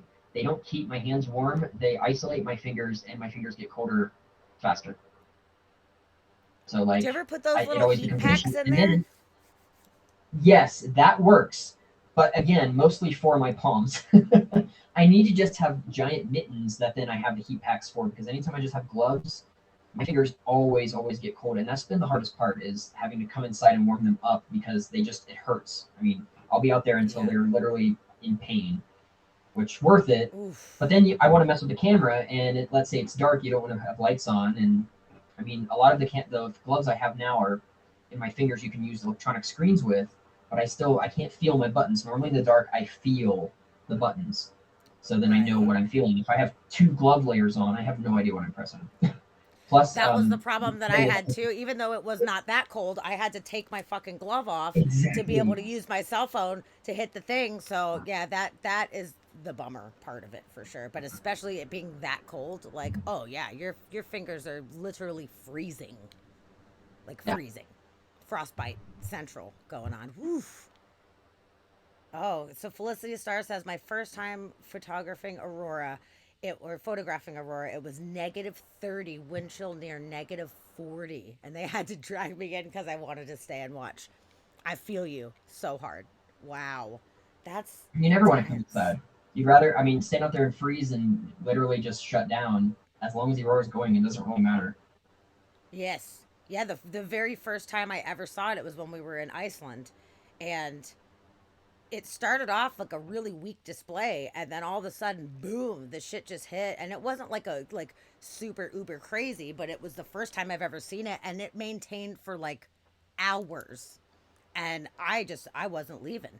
I couldn't do it, and Dusty and his sister, they stayed out for a while, but then they were like, okay, we're gonna go in, we're gonna get some sleep, and I'm like, you guys are crazy as fuck, dude. Sleep, I can't physically do it. So I had stolen a blanket from Iceland Air, like one of the little like blankets they give you on the plane, which was awesome. I'm glad that I had that because I just put like an extra little blankie layer around me, and I just like sat outside, and it wasn't even that cold, but it, after you're outside for hours, if it's in the 30s, like you're chilly. eventually it's going to get to you. Yeah. Yes, but I gave it a good probably 5 hours, and then it was like, I don't know, maybe like 5:30 in the morning or something, and I knew the sun was going to come up soon. I'm like, all right, I got it. But I was like, this could be the only time that I ever see this. Hopefully it's not. But in that moment, we had 4 nights in Iceland, and we only saw it on the fourth night. So I was like, this could be Wow. it. That is exactly the mindset everyone should have as well going into it. I mean, it doesn't matter where you're at or what, if you go to a different country, you go to Alaska, whatever it may be, act as if every night is going to be the only night you may get to see it. Because, I mean, there are plenty of times, not me in particular, but other people when they've gone and then they've given up too early and they'll go back inside or go to sleep or something and then Aurora breaks out. Like, we can Yes. not necessarily predict exactly when it's going to happen, but we usually have a good idea it's going to happen within, about an hour or two of a certain time period. Most of the shows, I won't say the one I had now, the third night, but the first night and the fourth night I was in Alaska, or I guess the fourth night I saw it, it wasn't technically the fourth night. Based on data, it was easily predictable. I mean, I was outside ready and waiting for it when it hit sunset, and then you start seeing slowly as it gets darker the band showing up and everything. So you can usually tell what time frame it's going to be out. Oh man. So the Which band. I wanted to ask you about the band actually because since I've seen it a few different times, sometimes it's just, there's little curtains going on in the distance. Sometimes you got a corona overhead and then it disappears, but a couple times, especially the very first time in Iceland when it really started kicking off, this band snapped and it went from horizon to horizon, and it was a like ridged band essentially with stripes, and regardless of what else was happening, little curtains and all this shit was going down, the band stayed static the entire time for hours. It didn't move, it wasn't flowing, it like snapped into place and stayed, and then there was all this other activity that was happening around it, and I don't understand what exactly would cause that. And I've seen people say there's cracks in the magnetic field, and I'm like, I don't know what the fuck that means. What are sounds you like you've been talking reading about? spaceweather.com. That's the common language that they use. Okay, was it colorful or was it just like a white band that you saw? It was it was green in the photographs, but my eyes was more seeing it as whitish, but it definitely was glowing green, but it was like stripes of green that just stayed stationary. Were there So bands fucking to the weird. south of it that you remember, like on both sides of the horizon, or was that like the extent of how far the aurora went and everything was happening to like the north of it? I know, I think but it was probably the main stuff was happening to the north of it. I think so that's it's possible fair. that was something called a Steve band, and I know that's kind of funny for the name itself, but there's an arc called Steve that's gained a lot of popularity over the last few years. That is essentially And you were at Iceland, you said, when this happened? Yes, but this one wasn't a Steve. I've seen the Steve. It wasn't a Steve because it was green, ridgy stripe band, and the Okay, so it was Steve is definitely normally okay. purple. Yeah, Yeah, like it's mauve fucking purple, weird. and it can be white Yeah. sometimes. It doesn't usually have much green to it, no, since it's a continuum of light. Okay. Well, in that case, I mean, it could just be a band. All I can really say about it, for the most part, is there's three phases in aurora. Generally, there's an expansion phase where you'll see just one band at the horizon. That band might get further south, and then there'll be another band that appears, and that band might get further south. But for the most part, they're not doing much. Then there's the substorm phase, which is when that finally breaks. That's when you start seeing coronas and the light moving and it going crazy. And then the, we'll say, settlement phase, where it starts going back to the north and kind of calms down and disappears again. Um, Okay. Sounds like what you were talking about was more just like a long expansion phase. If it wasn't doing anything crazy, because like the waving, that's fine. It's generally like just a curtain in the wind kind of thing, but you don't generally see, like, again, the coronas or the bright pinks or multiple just circular bands or different shapes. Those are generally only seen during substorms, which is again when that's when the aurora happens essentially. It was But it's very hard to say. I bizarre. mean, there's a lot of things. Yeah, I was like, I'm stumped. And I asked my friend who's a Aurora, guide up there in Finland, and I was like, what is this all about? And he's like, I don't know. And I was like, okay, cool. No, but okay. I need somebody to explain this because it was just the most bizarre thing ever that it just didn't move. Because I was, this is my first time ever seeing it. What I was expecting was the aurora was going to consistently be moving. And there was, like I said, there was a lot moving. There was a lot going on, coming and going and everything. But this band was just like, huh, forever. I got some photos of it. I mean, there's shitty cell phone photos, but I got them just looking Send straight them to up. me. And it was like these stripes. It was almost like you took a comb or a rake and just raked it. So it was these like stripes that just didn't fucking move, and it was really cool. But I was like, I wish I understood the science behind what exactly that would be. But then I saw the cracks in the magnetic field thing, which I was like, I don't And understand how there's a that's crack in the just magnetic so field. that's spaceweather.com's way of saying that the data point, and I know this is going back to our last chat, so I don't know if that information is known anymore, but that basically the BZ amount was in the negatives for the solar wind, which was Okay. causing a crack to break in our magnetosphere, which is what was causing the aurora. That's just how Sure. they're saying aurora was being caused. So I wouldn't. Gotcha. It's not. It's Okay. not going to really distinguish the type of aurora you see, though. And I'll be honest, that's still kind of a huge mystery. A lot of the science in aurora right now is focusing on what the different types are and what their cause. So Steve is getting a little more well known. There's a blobert. So there's just a giant like green blob that sometimes sit very far off from the main aurora band. There's SAR arcs, which are a little more commonly known, just giant red individual arcs that just kind of sit there for long periods of Ooh. time. Those are generally not seen unless you have big geomagnetic storms. So, like the 2003 aurora storm, there was several. But the point is, there's several different types of aurora, but that's kind of the biggest mystery right now is what causes these specific complex shapes and forms, and why does it do Yeah. this over this, that kind of thing. And we're So still I learning so would, much more all the time. Like we're just figuring it all out. It's not a perfect science, which is and why I'll be Steve honest, is so interesting because this is a newer development where I mean people have been photographing it, but originally people just thought it was part of the aurora, although it looks kind of like awkward. we But called it a now they're like proton realizing. initially, which it has no resemblance to whatsoever now. But and again, these are all things that have always been here too, so they're not new types of aurora. But with more photographers, more people able to get photos, it's just easier to find those things out. But I'll be honest too, a lot of those things are basically found out through citizen science methods. A lot of people have just take photos and send them into the scientists in NASA. There's an entire citizen science. It's called Aurorasaurus, actually. I think she's even in your group, if I'm not mistaken. I'll have to check that out Oh, here later. awesome. Um, but there's a scientist in, I think she's in, does she live in Washington? I'll find that out later. But she runs, it's called Aurorasaurus, and it's, again, people just send in their photos of the aurora, and if it's something that's weird or something not known, in fact, there was something called a FAE, I want to say, fragmented aurora mission that I was able to get a photo of in Alaska my first night there, which was just this tiny little green arc right next to some of the main arcs. So all of the big arcs were going and it was moving and dancing, and then all of a sudden there was just little green line that showed up outside of one of the main aurora bands that lasted for about Huh. 30 seconds.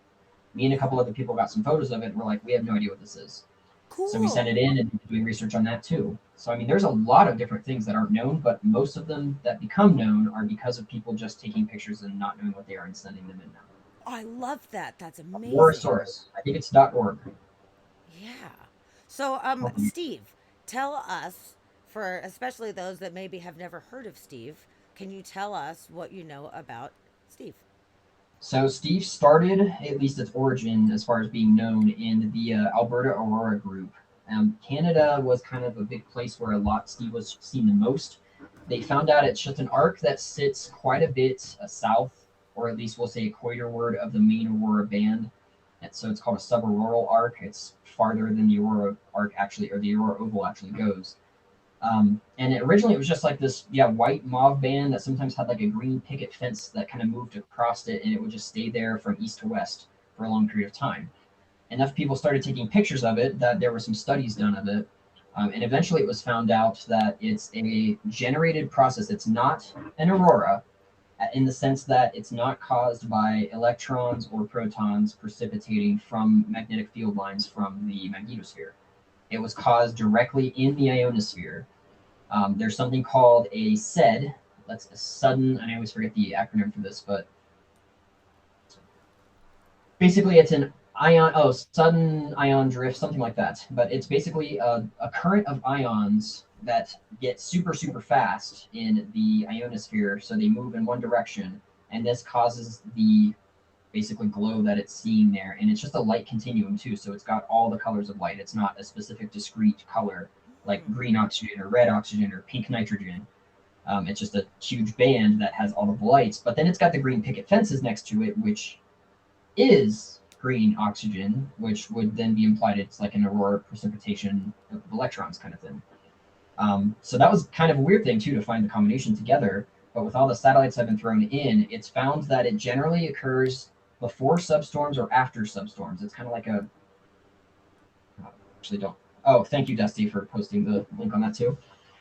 I've got the Aurora source link in the chat now.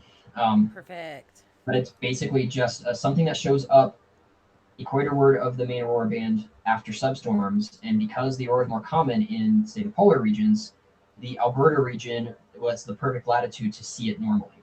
Since then, it has been seen in Alaska a few different times, and then it's been seen even further south a couple of different times as well. But generally, it's most common in Canada.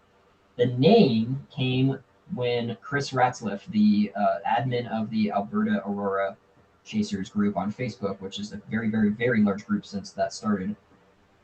Basically, we had no idea what it was. People were calling it a proton arc.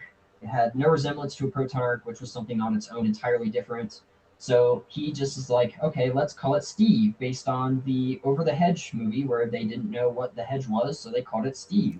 It sounded less threatening. Literally how it got its name. And then they made an Really?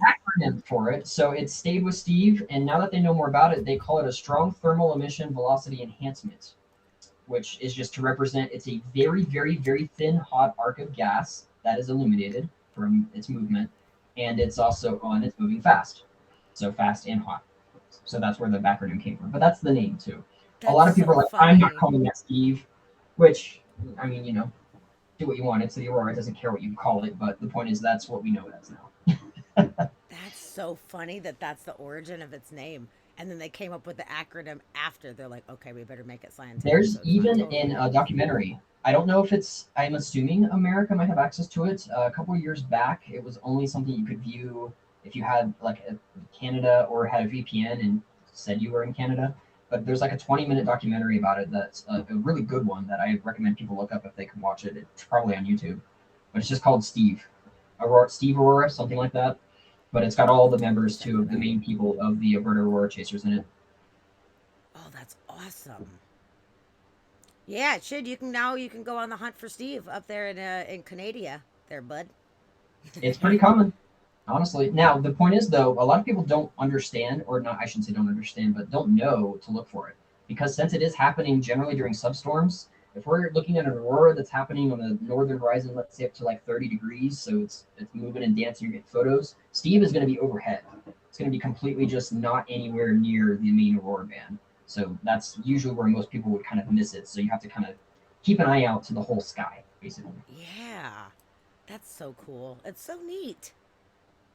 I love it. What a fun random thing to just add on to, to the fun. And then the Exactly. arcs, the red arc sounds really cool too. I haven't The seen sun any photos works. of that. That sounds really cool. It's literally just looks like blood. Imagine the red pillars, but imagine a lot of them all close together, so they kind of look smeared, and then they just stay in the sky like that. It's just a giant red patch of sky, and I mean we're talking blood red. You can see the red visually with your eyes, but it's called a Whoa. SAR arc, SAR, That is so freaking cool. Oh which I man. think Do some. you have the ability to show us some photos on the screen to do a screen share? If you want, you could show us some of these arcs or some Let's see. Steves if you want to. Let me try to manangle my two laptops and three screens. If you can, if it's an easy thing to do. So we'll do SAR arc.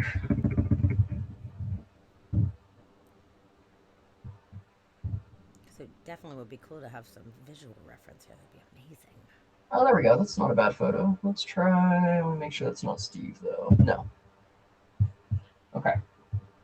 Ooh, Dusty said looks like there's an Oculus documentary. Is Chasing Steve the documentary? That's it. That's it. Yes, Bam. that's the one. And we can watch it in the fucking Oculus. Holy shit, I'm so down. Yeah, that sounds awesome. I would highly advise it. Dude. And by the way, us purchasing the Oculus was inspired by me viewing the aurora in one of the cheapy, like you slide your cell phone in type of thing. And there was an Mhm. aurora 3D thing. And I was like, we need the real thing. I was on acid. I was seeing the aurora, and I was like, Oh, "This is that's an awesome. emergency." I was seriously. Well, we were just sitting on the couch tripping with this little like cell phone thing in my face, and I was like, this is so cool, but this could be so much better. We need to get this Oculus thing. This is amazing." And ever since, man, you could just go on YouTube and see the 360 videos. And some of the 360 Oculus videos of the Aurora is absolutely Incredible, right? fucking amazing. Well, it's the closest thing to actually being there. It's just not cold, which is really So nice. I'm trying to share my screen for a photo that I found. It's just not working. It's just sitting at screen one. I don't know if you have to approve it or if something else is going on. But No, you would think it would just normally be like a screen share yeah, that's kind of setting. my thoughts. But let's try this. If we No, can't do nothing's it, it's happening. okay. But it's worth a try. Yeah, anybody that's interested in that documentary, click Yeah, that Chasing that Steve. little Highly, link highly or write recommend it. it down. That sounds amazing. I can't believe I have not seen that, and I will be watching that tonight. And it's not that long. I mean, it's only 15, 20 minutes. Fun fact though, so Chris was actually at the. Oh, sorry. There's another button that I didn't have it. All right, let's try Haha. this. Oh, there we go. Yeah, you did it. Alan Dyer, and actually I've heard his name before. I need to remember from where, but that is a SAR arc. Now imagine this much brighter, but that red bit, the main aurora band is here, and then you've got the Oh, SAR arc here. that's It literally awesome. looks like that. It's a giant red, no green underneath, just red photo. Steve, on the other Wow. hand, there's going to be a lot of good Steves here. I should probably put in Steve Aurora first. He's just like Steve. It's like some guy. Oh yeah, there you go, Steve Harvey. So this is, let's try visiting that one. I like that one because it's got the picket fence with it too. Ooh, Oh, perfect. yeah. So that's Steve. That's the mauve arc that generally sits there, and you see the main Aurora band is here. And then you've got Steve up here with the green picket fence as well, which doesn't always show That's up with Steve, awesome. but it is a part of it. Wow, that is really cool. That is one goal in my lifetime is to actually see that. It's a good goal to have. Wow. Yeah, but I probably have to go to the Sweet. land in order to see it. I will say though, so Chris was a guest. He was the main host at the Aurora Summit back in the last, not the last one we had, which was 2022. So 2020, I want to say maybe 2019. I'll be honest, the years have gone by since COVID, so I don't remember anything anymore. But he actually Nobody was does. able to You're present, fine. and he gave us the whole lowdown of that when they were doing the documentary for it. So if you guys go and watch it, it's none of the aurora came out for the documentary. So any aurora shots you see or anything you see that has aurora in it has nothing to do with the documentary. They had to add it in because it was always cloudy. Oh, Of really? course, right? Damn it. That And then sucks.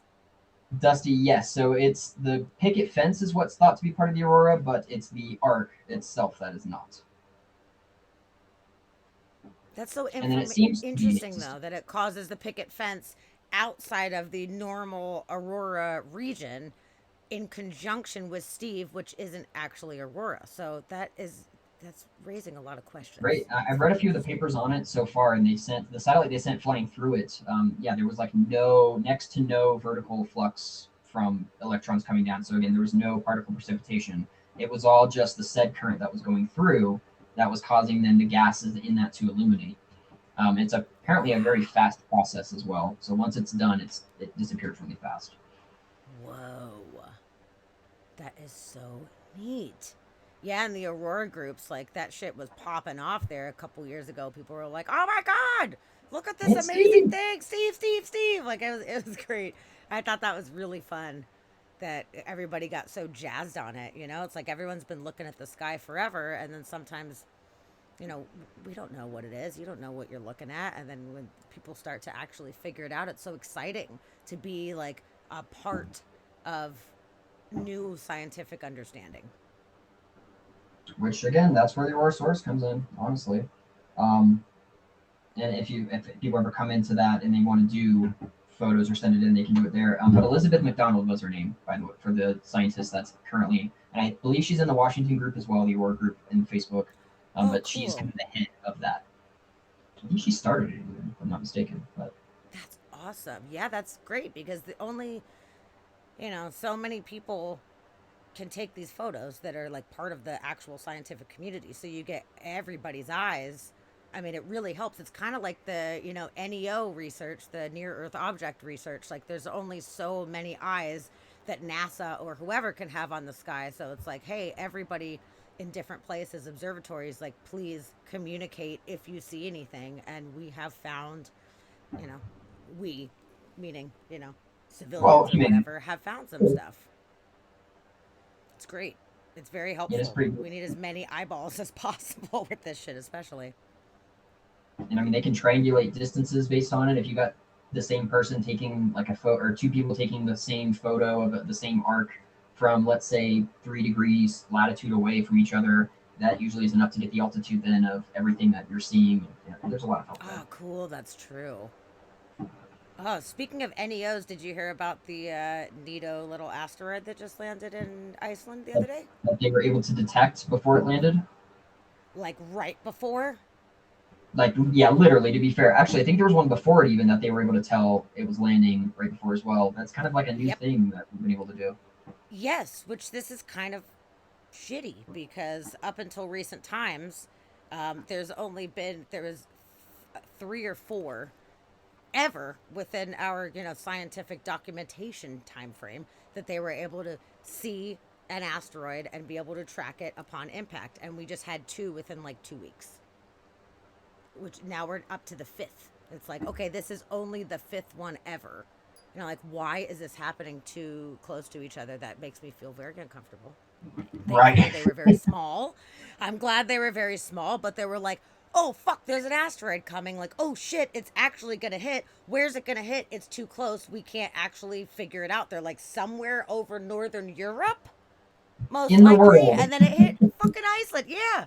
Like, holy shit, man. I'm glad that it was a little guy, but they don't even know where the fuck it landed exactly to go retrieve it. Like, they don't even know. It hit somewhere in Iceland, and they have like a basic region, and that's about it. So that concerns me As it greatly. should. There's a funny cartoon out there similar to that says something like asteroids, nature's way of saying, how's that space program coming? I I mean, there's only so Which much we can do. There's only so much we can see at one time. I mean, we were talking about this actually the other day, um, on on the podcast, because I was talking about this, this recent asteroid situation, and it's so terrifying because they're so small, a lot of them, comparatively to the size of the Earth at the least. Even if it's 30 feet long, that's still small to spot in the sky, and right, unless it has ice on it, which is being reflected by the sun in the perfect way, it's a tiny dark object that we can only see if it's reflecting light or if it's passing in between us and some kind of bright source to be able to see the change.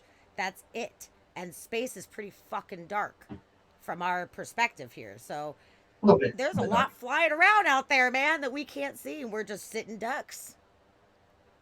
It's a little scary thinking about it that way. It is. You remember Or we when get into a don't look up Armageddon? situation. Oh, right. I loved that movie so much. That was It so was, it was good and fucking heartbreaking great. at the same time. Realizing that it was, a great, I mean, honestly, a pretty accurate display of how humanity would more than likely take something like that coming, which is extremely depressing. Yep, yep, yep, yep. But you know what? I've already made peace with the fact that humans in general are a bunch of fucking idiots. I'm Like not it's an idiot. amazing You're for not an all of idiot. our amazingness, we have equal the opposite of that Yes, as far as just being yes. dumb and unaware and how have we made it this long? And yet at the same time it's obvious how we've made it this long. We've made it this long, but I think we're coming to the end of the line as far as that goes, because we're just making terrible choices and destroying each other. But with that, I was like, wow, that was actually pretty on point about how it would be handled. And all the people like, whatever, I don't believe it for a second, whatever. It's like, it's science, it's It's right right there, but I don't there. believe it. Just if you don't look at it, it's not there. Bell curve Just of don't stupidity. I look, like that. don't look up. Oh man. Yeah, it's pretty sad, but it is what it is, and it's up to those of us that give a shit to actually pay attention to the science, to learn the stuff, to do our best, to try to excuse me, try to share knowledge the best that we can, and to help inspire people to pay attention. But as for the science deniers, there's nothing that we can do. There's nothing we can do to convince them. So they're on their own, sitting there watching, the stupid pop stars singing. That shit was so funny to me. Like, oh, the pop star, everybody's so concerned about this fucking pop star when all this shit's going on. I'm like, that was so fucking on point. And that's so much of humanity right now, is just paying attention to these menial things when there's actually really important, profound things happening right now. But it's just not for everybody. So it's why we got to stick together. Depressing All and of us got to stick very together. hard thing to realize, to be quite honest. I mean, in the past, I used to be one of those fighters and go on Facebook even and go, oh, the scientific injustice, this person thinks this, even though we have studies that say this. And you try to convince them, and then just get to an argument, and then at the end, you're just flaming mad because nothing got done. It's a really hard place Yes. to get to where you're just like, just let it go. Just let them talk about it. Just ignore it. Not that that's going to help you right now, but Yeah, it's that's it's where I'm it's at. rough, and you know what? I've kind of found a nice middle ground. I stay out of a lot of debates. I stay out of a lot of shit because there's, like you said, there's no point. It's not even worth it. But there are times that I'm really making a good effort to help educate people in a kind way, rather than being like fucking idiots. Like the other day, it was maybe a couple weeks ago, somebody posted up a photo of a lunar halo, and Oh, this is fun. which was a beautiful photo, and it was like lunar halo, but the person that posted it said, "Oh, I got this photo of moon dogs." And then people were like, "Wow, cool, nice moon dog, this and that." And I was like, "Okay, check it out, guys. Like, let me explain. Like, this is part of the 22-degree halo, which is a whole big structure. The sun dogs or moon dogs are a part of this structure. So what you are seeing is a lunar halo. It's part of this whole thing." So I went on and I like found the Wikipedia on 22-degree halos, and I got screenshots of photos of it, which did like diagrams of like, these are the parts of the 22-degree halo. And I went and I put it in the chat. And even though I was like, it's not really my job to do this, but these people, I'm doing they're it. interested, they want to know. So like let me help educate.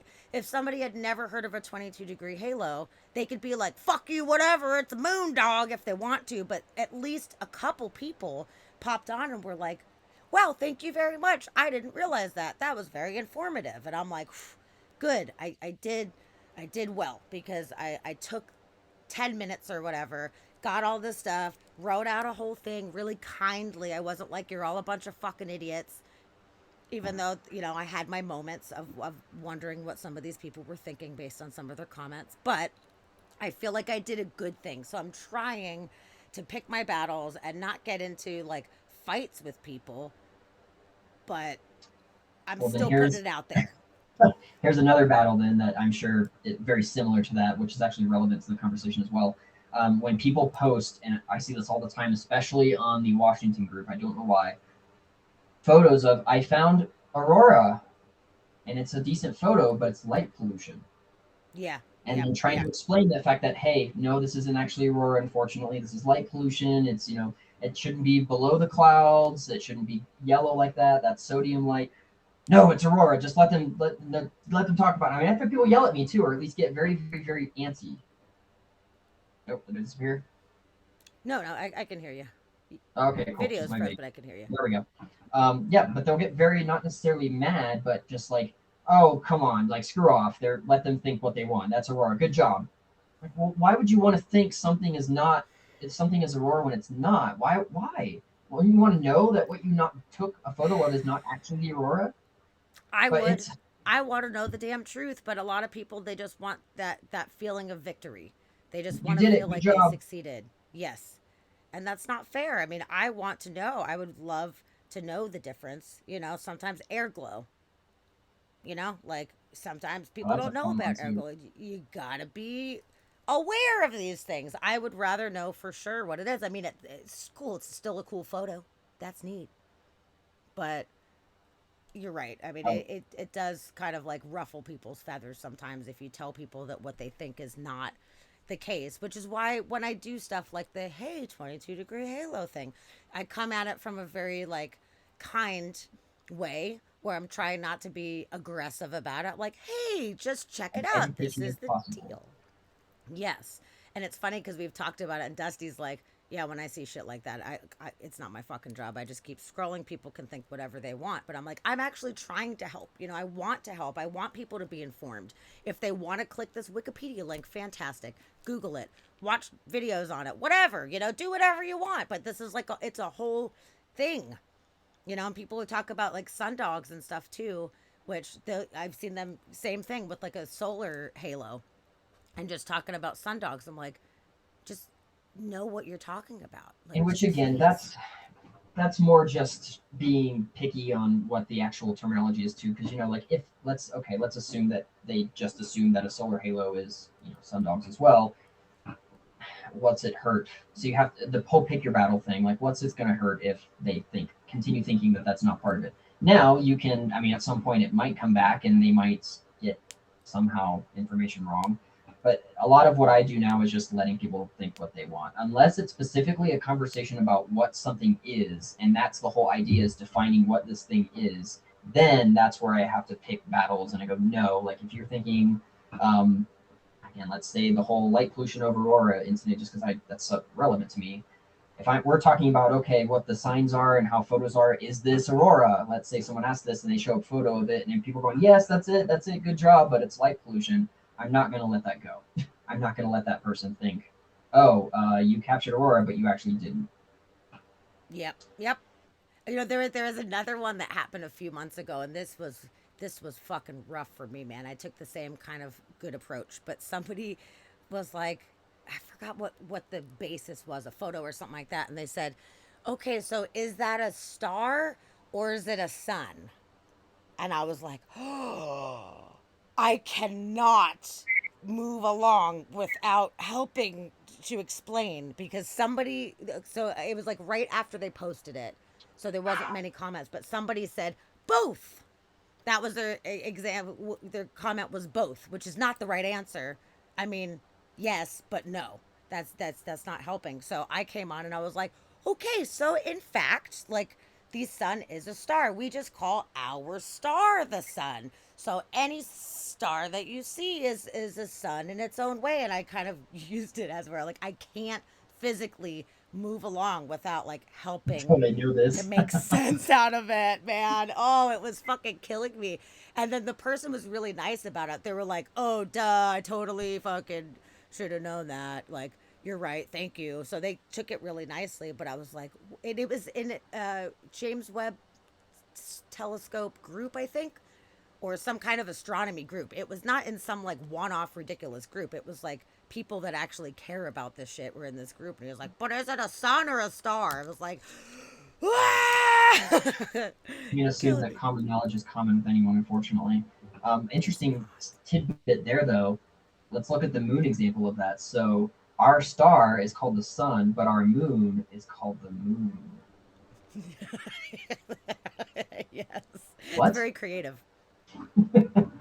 I guess technically her name's Luna, which is just I, Spanish for moon. I guess that's the technical moon. But yeah, we call it I, the moon when it's I a like thinking moon. of it that way too. Luna is being the official name, but if we're looking at just common language use, Yes. we've got moons for other planets, and then our moon is a moon. It doesn't have a specific name, or its name started the subject of the moon, which then other planets get. I'm not sure how that works. Like the star Yeah. sun thing makes perfect sense, but But here we never are because understood we're the name on of it. Earth and it's this is the moon.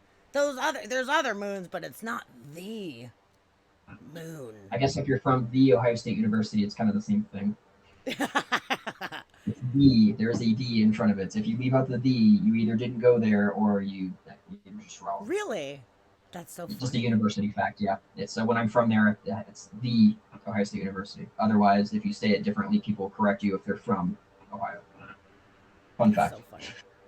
Yeah, it's just terminology, man. It's it's not terminology.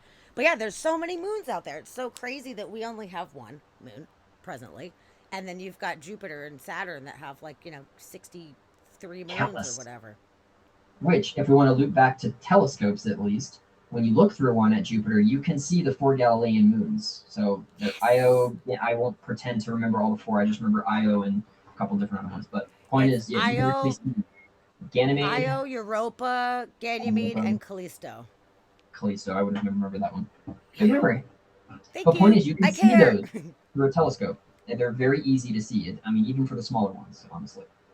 Yeah, we have a little tiny one that Dusty has had since he was younger, and it was back when we first met. We were in San Diego, and we're like, "Oh, we should check it out," and we could totally see the four of them that obviously they weren't in alignment, but as far as the way we were viewing them, they were all four boom, boom, boom, boom to the right hand side of the planet, and it was Oh, really that's neat. I was awesome. like, "This is so cool! I love There's a it." lot of common occurrences for the photography aspect of it too, where you can get the traversing across the surface. You can actually get the shadows of the moons Yes, across the face of Jupiter if it's going across the front. that is It's awesome. usually a big goal for most people, and that's where planetary cameras come into play. Which I didn't really go to them yet, but a Oh, whole that'd be nother form of so cameras. cool. So what's your favorite moon? My favorite moon? Yes, in our solar system. Crap, I've never been asked that before. Ooh. I'm probably gonna have to go with Io. And not because it's a name I remember, although I will be honest, that's a reasoning for it. If I'm not the Pluto Dusty, that's great. Um, Mostly just because it was the first moon that I really learned about, and then noting that Jupiter had so many more. But and again, I was never very much for like a planetary person. So planets themselves, moons, like the whole Kepler thing when Kepler came out and started getting all this info about planetary systems and other stars. I mean, it's cool. Don't get me wrong. I just had no interest in learning more about it. That's fair. I love it. I'm so intrigued by it. I mean, it's our little neighborhood, and also looking for potential life, whether it be And of course, microbial that's or huge. whatever. It's funny because Dusty is Team Titan. He's on Team Titan. He thinks Titan's going to be the one that we find at first, which is a very like I honestly valiant would agree option. with that. Yeah, yeah. I'm thinking Enceladus though. Enceladus is my personal favorite, which is the moon of Saturn, and it's like these. ice moon with geothermal energy. So there's an actual ocean underneath this thick crust, and it's shooting these fucking geysers out into space, creating the rings.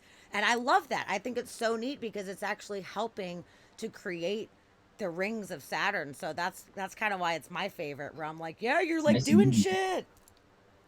You're fucking doing shit. But underneath that crust, what's under there? We have no idea, and it's so exciting to think about what could actually be living underneath that ice. And they're actually sending out a probe in the next few years or so that's going to go through the Enceladus jets and actually like check out the properties of the Analyze. water and see what it actually is. And I'm so fucking excited about it. It's going to be so cool. That's exciting. It's going to be so good. Yeah.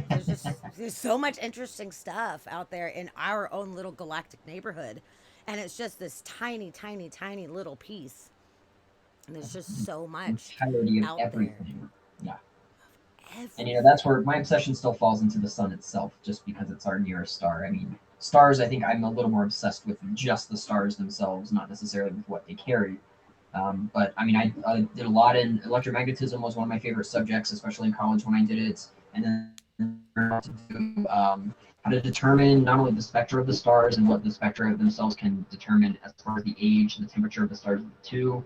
The magnetic properties alone, I mean, just the sun itself and how sunspots form, and then what causes the aurora, and it just all interconnects that way. That's where you get my obsessions more so.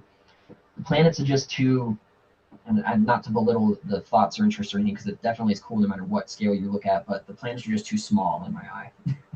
You know what? That's totally fair. I mean, the universe is so vast and it's filled with all of these like massive things, and I could totally understand. I mean, for you to be able to have like a focus of your interest is helpful because I'm so interested in all of it that I'm too divided. I can't actually focus Overwhelming enough on almost. one. It is. It's too fucking much. I mean, I care about everything. I feel the same way about the planets as I do about like galaxies, as an example. So if you go out that far and do like cosmology, so looking at the movement of galaxies across the entire universe, that's now granted a little more interesting to me than the planetary aspect of things. It has the same that's not quite where I want to go. I'm more just stars individually. I'd say that's about as big as I'll Interesting. get. Cool. Man, I love doing the comparisons, like those videos where it's the star comparisons, where it's like, okay, Here's our here's star. our sun, Here's and then Betelgeuse. here's like Rigel and Betelgeuse, and all the way up. Like, holy shit, it is so vastly large. Our How star is exponentially nothing. that they can go. It's nothing. It's a little tiny fucking baby, but it's still massive compared to us. Like the perspective Exactly. is just so intense going up and up and up. And I love that I can look in the night sky and I can know certain stars like Arcturus, like this is massive. And Betelgeuse, I mean, which any day now could just supernova Moon or it streets could in it have in a already lifetime. supernovaed. I dream It about could. that daily in the winter. Just like going out one day and seeing Betelgeuse erupt into something brighter than the full moon. Ah, I want it so bad. I want to see that so fucking bad. Oh, oh, Dusty has a question here. it's a good question, Dusty. Okay, I read an article recently about how 5G is going to mess with the accuracy of weather satellites. Being a space weather guy, have you heard anything about it potentially messing with our space weather predictions? That is a fantastic question.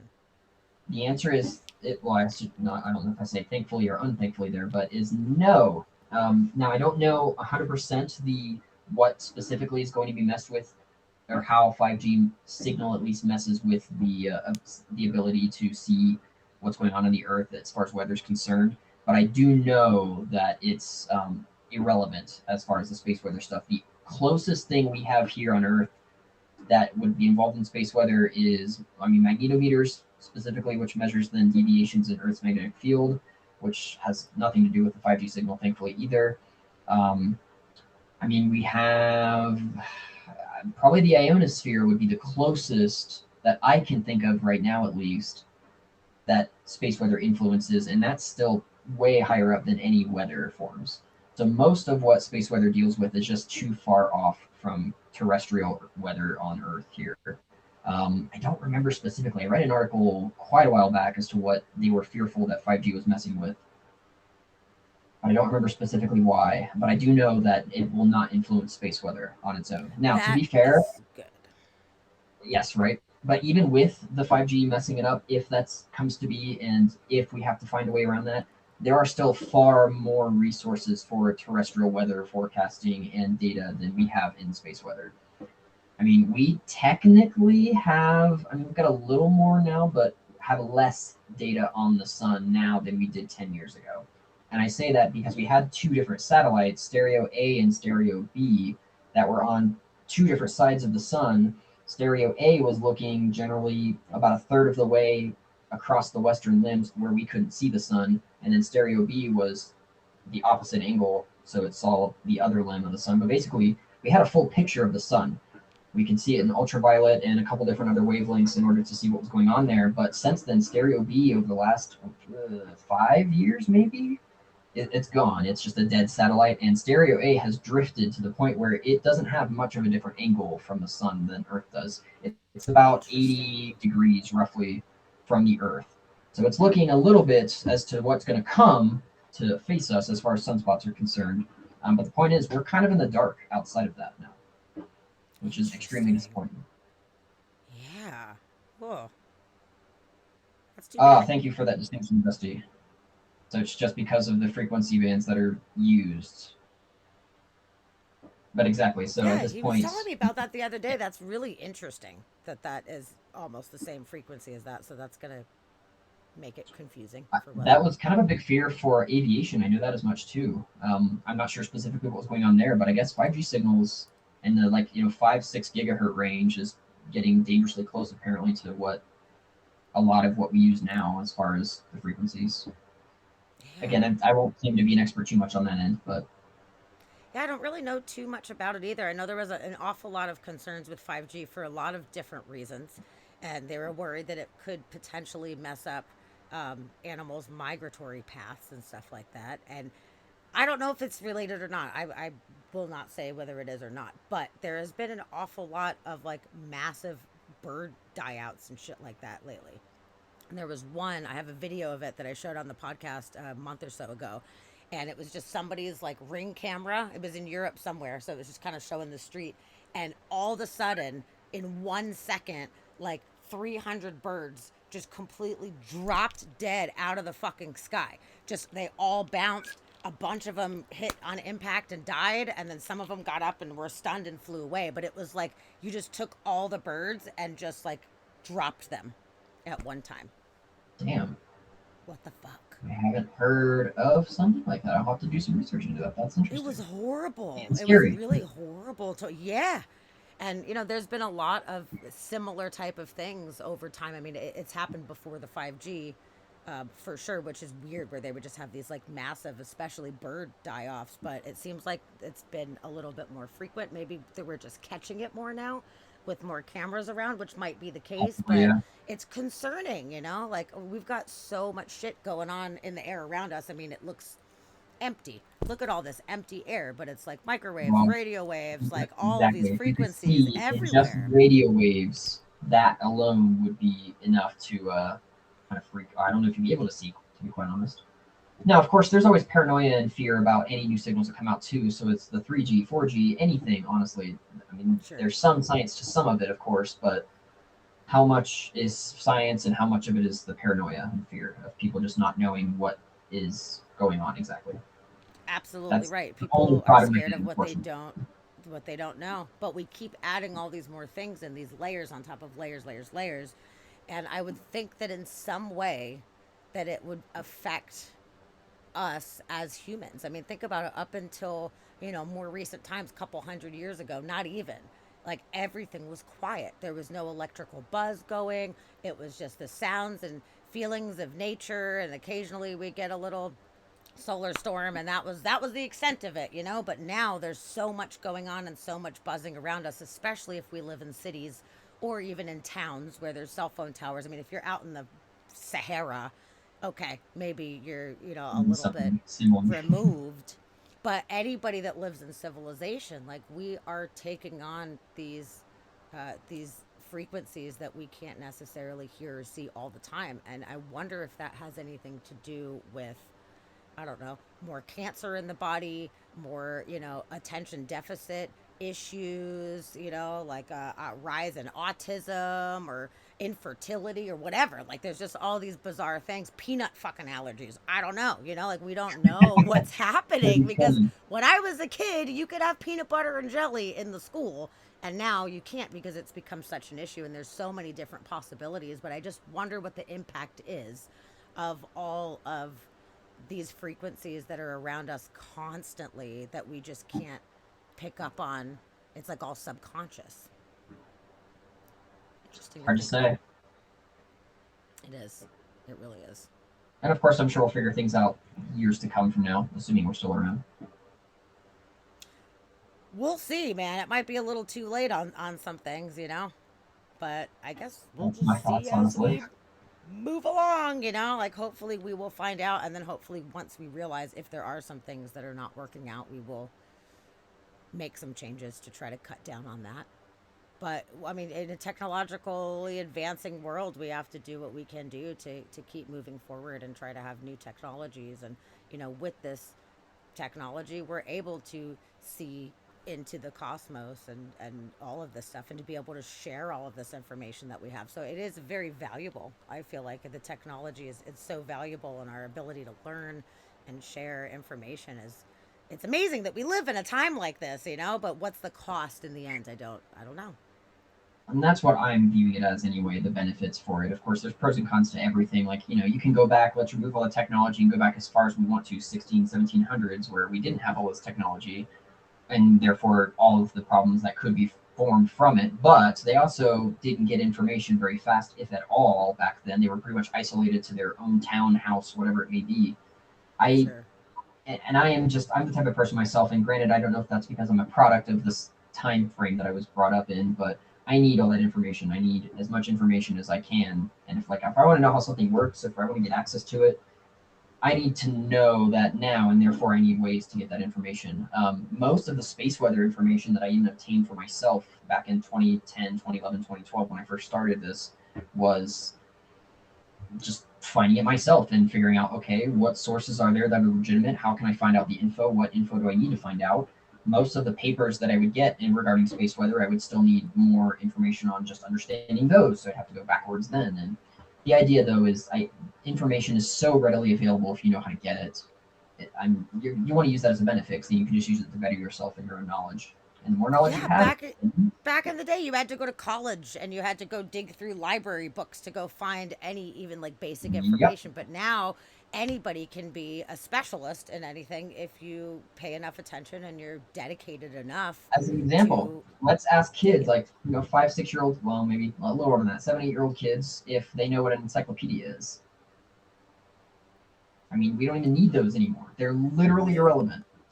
it's so outdated. Because, yeah, you look up, like, I don't know, aardvark, and you've got, like, I don't know, two paragraphs about a fucking aardvark, and here's Now one it's just photo, Google and it. that's it. Yeah. And now, like, what do you want to see an aardvark wearing a tutu dancing? Because that probably exists, and we could probably find that if we wanted to, It's Easily, I'm so sure, yeah. cool. It's so cool. So much more information available. So anybody can really become a specialist if you care enough to do the work. It's all available right there. So everybody's not limited. I mean, do you have a piece of paper that shows that you have this degree that you can get paid, six figures from these fancy science places? Like, okay, maybe not. But if that's not what it's about, if it's just about understanding, having this knowledge and furthering your own interest in the world, then there's just so many options. It's amazing. It is Okay, Dusty quite. has a new question. So we just put a satellite closer to the sun than we've ever done before. Do you know anything about that? I'm not really sure what its function is. While you answer that, I'm going to pee. Be right back. Actually, there's a couple. The one we're referring to right now is the Parker Solar Probe, which had a different name, and then it was named after Dr. Parker, who just recently passed, unfortunately. Um, the idea is that we wanted to make a satellite that would be able to orbit the sun at very, very close ranges. In fact, approaching the corona, I want to say 6 to 10 solar radii out. Could be wrong about that number. But the idea being to take data close in to the corona and help figure out why, specifically, this is only one of the issues or one of the problems, why, let's say, the corona, and I don't know how many people know this, but the sun's temperature as you go out from the surface gets progressively hotter. So as you get higher up from something, and which makes no sense intuitively, if you say have a stove, your stove is on, logically you would think the hottest part would be the actual wire of the stove if you've got an electric stove, and it gets cooler as you get further away because there's more space. But in the sun's case, the corona is actually hotter than the surface of the sun is. Now it's not as dense, it's also less dense, but the actual temperature of the sun itself, the surface called the photosphere, is about 5600 Kelvin, 5400, something like that. Whereas the corona approaches the million degree Kelvin range, if not hotter. It's And the always idea is intrigued me so much about that, how it's so hot outside. It's so strange.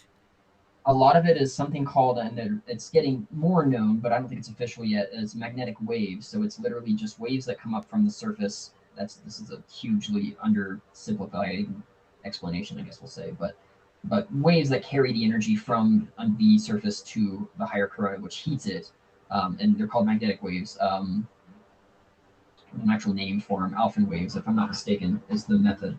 But the point is, that's kind of one of the main goals for the orbit or the actual Parker probe is to kind of figure out that information, get some info on the sun, take some photos, and see if anything else about the sun's magnetic field and the solar wind can be discovered from it. There's actually a second probe as well, not as close. It's actually quite a bit further away, called the Solar Orbiter. It's around the orbit of Mercury, more so. So about 0.3, 0.4 AU, or about 40% the distance from the sun to the Earth. That is actually that on our last CME, and it was really cool. I didn't see anything for this CME, but the last CME, it was actually in the way of it. So it has the same type of instruments to detect solar wind data, magnetic field strength, solar wind speed, Cool. density, all of that. And it was able to detect and figure out the, well, I guess everything about the CME that came before it got to our satellites. In the past, Discover and ACE are the only satellites we have that take solar wind data, and that's about a tenth of the way. Sorry, 1/100th of the way. It's 0.01 the distance from the Earth to the Sun, so about 1.5 million kilometers. So it gives us about a 40 to 60-minute heads up if something is about to pass it. Well, the Solar Orbiter was out, and we got the CME that passed it at 0.4 AU rather than 0.99 AU. So we were able to determine, okay, this has this specific type of magnetic field, which means that it's going to interact like this. Now, That's granted, awesome. the CME had rotated a little bit. Oh, I think my camera battery died. Oh no. Okay, I have more charging, so I'll have to grab another one. So in that case, I'll take a quick break. But the idea is there, we have two solar orbiters or solar probes that are at least taking info about the sun close up to see if we can figure out any of these mysteries. With that, I will get a new camera battery. Okay. Yeah, I've got thoughts on that. I was really curious how it's possible that the solar observatory can withstand that level of heat.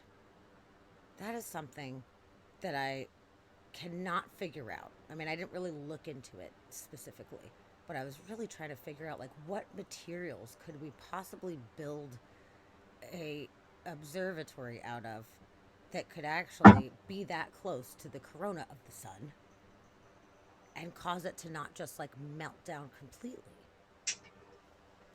That I don't know. When Christian comes back, we'll see if he has any insight on that. But I just think it's so awesome that we're now able to view the sun in a way that we were never able to before. You know, hundreds of years ago, it's just the bright dot in the sky, and you know there wasn't really very many safe ways of viewing it. But now, for us to be able to put these cameras out there and these probes to really understand what's going on, I just think it's so amazing that we have been able to evolve to a point where we can see things from this unique angle and to really start to understand. But there's still so many mysteries that come out of it. Like there's just it's mystery after mystery. Cool, you got your battery going. Good job. All right, I had two on backup just in case, but I left them in the other room. I figured that we got this first one would die. sweet. So yeah, so I don't know if you could hear what I was saying or not, but I'm curious. What they could build the solar observatory out of that can withstand that level of heat? How is that even possible that it could not just like melt into oblivion? So two ways, and I won't claim to remember what the material is made out of, but the corona, while it is that temperature, and this is kind of a hard concept to kind of grasp at the same time, but it is millions of degrees Kelvin, or even millions of degrees Celsius, Fahrenheit, however you want to put it. Um, but it's not very dense. It is very, very, very, very not dense as far as how many particles per cubic centimeter is around. So, Okay. granted, it's hot in that area. There's not a ton of particles coming constantly at that temperature that is going to cause it even more issues. So that helps. That's a huge factor. That helps a lot in that it's not, Hmm. it's not like sticking your hand in an oven or anything. It's not dense in the sense that there's a ton of particles that all have that temperature. In that case, that would make it much harder. Okay. But the material itself as well is so good that it can, at that temperature, make it so that the satellite itself is at a crisp. Oh God, I don't remember what the. It's pretty low though. It's in the like hundreds of Celsius, or maybe even below 100 Celsius as far as the temperature of the satellite, but it can function on its Really? own. I don't remember the Wow. material that's made out of though. That's so interesting. Because I was thinking, yeah, we're just going to make this thing and shoot it towards the fucking sun. Like, how do they expect it to not just be And of course they destroyed? Like, tested it exclusively. But and then to answer the couple questions, so will the probe eventually be destroyed by the gravitational pull of the sun? Yeah, that's kind of where it's at some point. It's moving extremely fast right now, and I do mean pretty fast. I don't have a number for that one either. But yes, I mean, as you suspected, in order for something to not fall into the sun at that close of a radius, it has to be moving very fast in reference to the sun, at least. mm-hmm. Um, I don't have. Like, I guess we can look these numbers up if need be. I don't have them in my head, unfortunately, but those are good questions.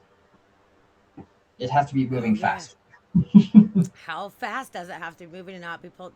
Yeah, that's a good question. That's a very specific answer. That's And I probably don't know, something you but can Google to find out too for sure. And I would really like to know that number if yeah.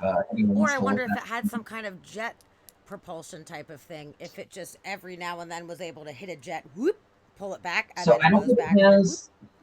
No, I don't think it has propulsions. I think it does gravity assists to where it will basically use the gravity of a nearby planet, so either Mercury or Venus, and it will slingshot off of that to kind of gain Mm, some momentum as well. okay. Those are Okay. really common methods in order for like the Voyager satellites, for example, 1 and 2. They used gravity assists from the different planets in order to get further out and get slingshotted more.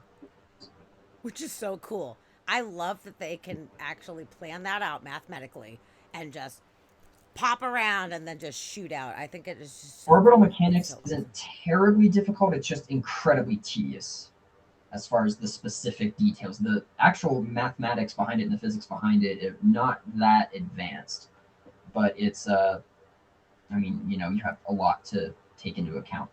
I think a lot Yeah, of it we're is used numerically as well. I don't think a lot of it is done empirically, or as far as actually like writing out specific equations and numbers. I think it's just all plugged into numerical like operators for computers to then figure out the answers from there. okay. Well, that's easy. Makes everybody's job easier. What do you think about the light sails that they're talking about utilizing to get to Alpha Centauri on the quick? I have a big opinion about that actually. So going back a little bit, this is going, let's see, 20, maybe 10 to 2012. There was a project called Sunjammer that I was hired to write about. It was by a Hmm. company called Space Services Inc. It was going to be a literal solar sail that they were trying to get into space to kind of not necessarily replace the satellites we have there now, but in order to have just a different source to take solar wind data. But the idea was just that it was going to be a sail that uses the momentum from the solar wind in order to propel itself.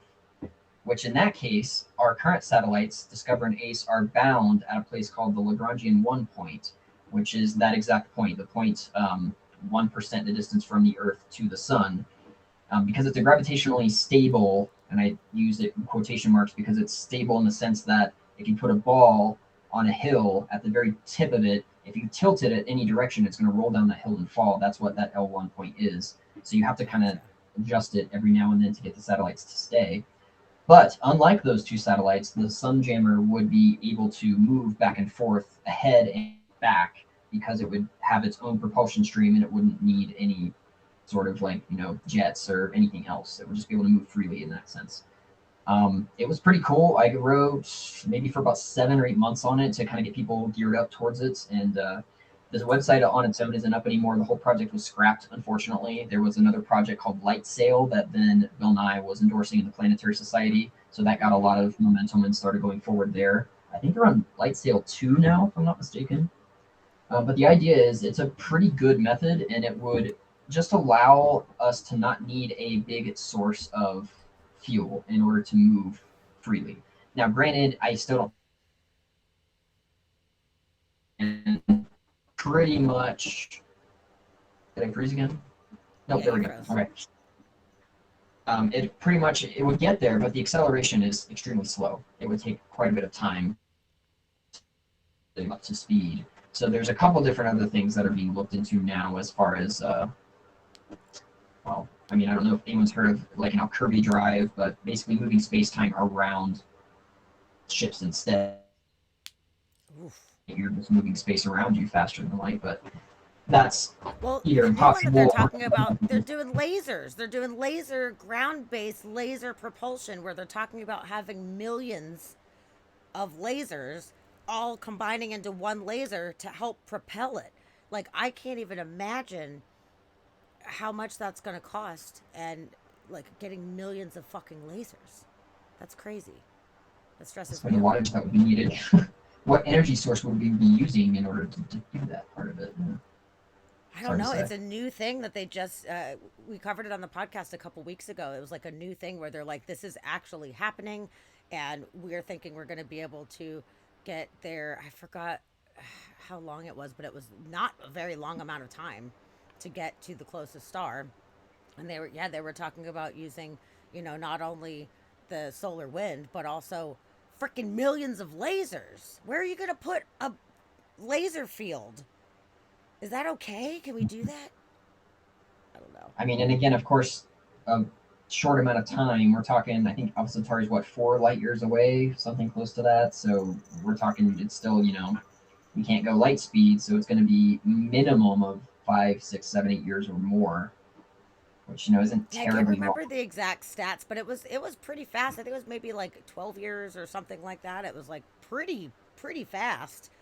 And then of course to send the data back would take 4 Even years longer. at least, if it was coming in light. I don't know how they would even send the data back, but it would take forever. But it's kind of a cool idea to try, I guess. It's a lot of funding would go into it, but I think that's very neat that you actually wrote about that project for a long time and we're kind of trying to help spread info. It was a cool experience. I have my Space Weather Trackers page on Facebook that I really need to start updating more. I keep going back and forth in between like 1 or 2 months where I update it. But point is, the CEO of the company found it and then sent me just questions like, "Hey, would you be interested in doing this?" I mean, it was decent pay too, just to write little simple articles twice a month. And that That's was still so in college cool. at that point too, so it was just extra money I used in college. But having an Yeah. actual check sent to me from Solar Sales Incorporated, it Cool. was That's so cool. What a fun job. it was an awesome check. I I'll have to love find some it. notes about it. It's in archives now, so again, you can't find the website anymore, but there's a website that archived web pages, and I have that saved. So there's still a few of them that are visible, so I'll have to find them out and post them. Oh, that's I'm sure awesome. Yes, people please too. do. I think I might And have then it in favorites. actually, while you're over there on your computer, Dusty just put another link to your amazing photography. And I would love it if you wanted to share with the class some of your amazing photography. And if you want, you could even tell us how you took some of the specific photos or show us some of your favorite photos. I think you should That sounds do like a good show and idea to tell. me. Yeah. Let's see. Now that I know how to share, I can probably go through that as well. That would be awesome. Let's see. I don't even remember. Slimjammer mission. Hey, there it is.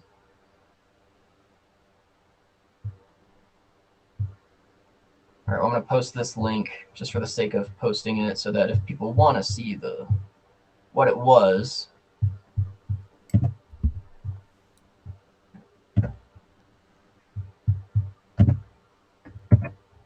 I love that we have an archive for the internet, a That's web great. page archive for web pages.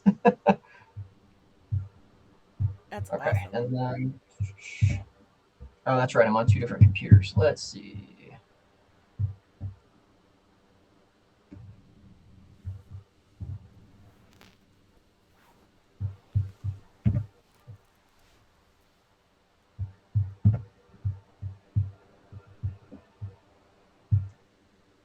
Well, I'm glad that even though they took that website down, that it wasn't lost forever.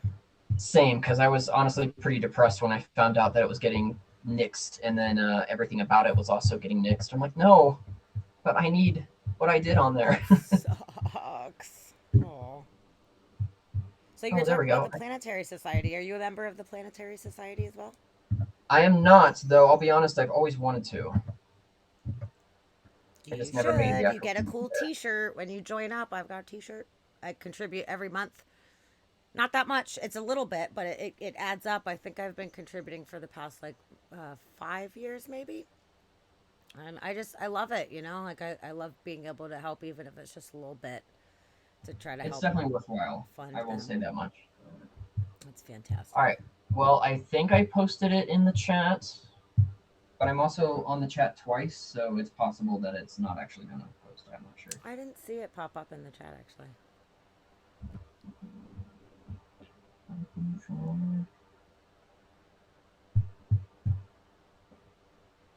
I should have connected these two laptops. Oh well.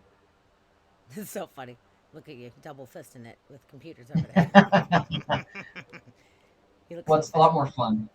Posted it in someone else's chat. Oh well. Is that what I did? I don't know.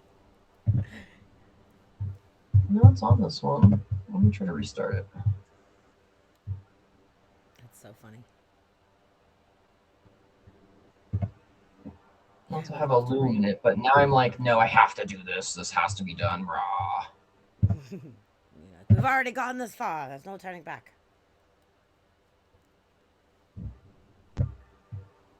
Ah, there it goes. Now I got it. Yeah. Okay, so Sweet. that's the web page if you want to actually view any of the writings or anything from there.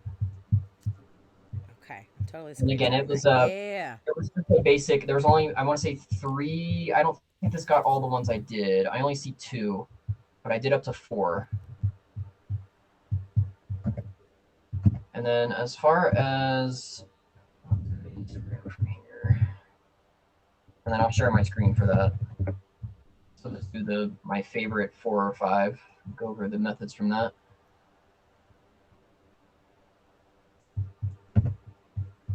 Oh, yeah. I'm so excited to see your favorites because there's so many good ones. I know, right? Oh, I'm sure it's hard to even pick. You probably blow your own mind constantly. I I mean, would. there have been a few where I was like, how? How did I even just how? I don't get it. One of them, one of the bigger ones for sure, is going to be this one loading here in a second. There we go. Oh, God. It's so amazing. So this is the It's just so a great. 3 panel of the Milky Way core. I did this back in I want to say August, if I'm not mistaken, and I took 3 different panels. So this whole shot, this is the Milky Way core from the actual ground. So this is as much of the Milky Way as I can see at my latitude, and then going up towards the sky. So this is the actual core stretching up to what's called the Cygnus branch, which is usually the part in our latitudes that you see overhead during the summer. So if you're looking straight up in say June-ish and it's midnight, you're going to see the left part of the photo here Awesome. overhead. But I did 3 different panels for this. I want to say, let's see, it was 35 millimeters, and this is just camera, so this is no telescope involved, just the camera, and then the tracking mount for the camera, which is, by the way, is called the Star Adventurer Pro. It was only like I want to say $600 for the whole set, and again, it's just this little convenient thing you can take and carry around, very portable. In which case, then you can stick it on a tripod, stick your camera on there, and as long as it's aligned, you can get long exposures. But all That's of these awesome. were anywhere from 5. I have different ones here. I don't know why, but it was 10 4-minute exposures for the core, 5-minute, 5 4-minute exposures for the middle, and then 8 4-minute exposures for the Cygnus part. I stacked all of those together, and then there is a program called ICE, Image Composition Editor. I want to say it's just a Microsoft program that's on most PCs and laptops, and it stitches them together based on where they're common. So then you create kind of like a panorama from it. Oh, cool. Honestly, this was probably the top three of every photo I've ever put out there. It was something I had been wanting to do for a long period of time. And this is exactly where I was like, okay, I can't believe I did this. I Yeah, mean, that is so good. Instagram can't zoom in, no, but Which is so weird. I don't know you why can zoom in. Instagram can't zoom. It's very Yeah, strange. it's not. It's Instagram. Instagram's really falling apart recently, to be honest. I'm not a That's a big fan bummer. anymore. So that's So the one. colors in that, those were the natural colors that you upped the saturation on, like we were saying, you Yes. So pulled this out the is photos all that were the saturation colors in upped. there. And then I didn't Wow. have, and this is another thing I need to do. There are Astro modified cameras you can get, or even do your own, where a lot of the cameras have filters that cut off some of the infrared areas to make the focusing a little bit better, but it also cuts off some of the hydrogen alpha line, which is a very red, just light that most nebula put out. So you don't get a lot of that unless you take a lot of shots. I know it's kind of hard to see, but if you can see the pink at all in like this area Yes. here, that's all hydrogen alpha emission. If I had a Astro modified camera, those would be much brighter and much more bold. And that's because it takes the Whoa. filter off so you can see that. Dusty, just to answer your question about Cool. the largest print, I want to say I did a 24-inch. It was a 2 foot long by 18 inches wide or long. Yeah, something like that. Wow. It was a pretty big one. I haven't seen it myself. Someone else bought one, and I just haven't been able to see it yet because they never sent me photos. But I kind of want this one too. This is one Yeah, I've been I do waiting for. too. I would love to have a print of that. Oh And I my do sell goodness prints in gracious. case people are interested at all. They just have to get a hold of me for prices and everything. Oh, I that's haven't really awesome. advertised that in a while. You Let's should. see. That's Next great. one. Oh man, yeah. Now it's gonna be hard to choose. Okay, let's go with Aurora photos just because it's right here. This is my favorite Aurora ever. I don't know if I'll ever take a better photo than this for Aurora Oh, photography at least. wow. This That's was a Corona awesome. overhead. So this was the very last night that I was there, and I mean by last night I mean I needed to go to the airport like 2 hours after this shot. So it Oh was my goodness. that night. But it was completely overhead. The pink was more reddish, and this was immediately after sunset too, so that really was purple. It wasn't like just purple to the camera, but you could see it with Cool. the naked eye. It was bright, and that was just a single Wow. 10-second shot. Nothing special on that one. What was the like the wind speeds? Was it moving super fast or was it Oh, kind of like twinkling? it was fast. Do you mean the Oh, and that's a crescent moon beside it, in case anyone was curious. That bit right there. Oh yeah. Yeah, it was moving pretty fast. If it was any longer, it probably would have started blurring together. Gotcha. Wow. Cool. This is one of my favorite composite shots. So this is a mix of four different shots put Yes. together. So when I was That's mentioning planetary amazing. cameras, there are outside of just regular cameras, there are CCD cameras that are these just tiny little sensors that you put into the eyepiece holder as if it was an eyepiece, and it gives you zoomed in, very very detailed shots. So for my even with my telescope, the 80 millimeter that I have to do the moon in 4 panels. So I do a video of it for about 3 minutes on one quarter of it, then another quarter, then another quarter, another quarter, then stitch it together.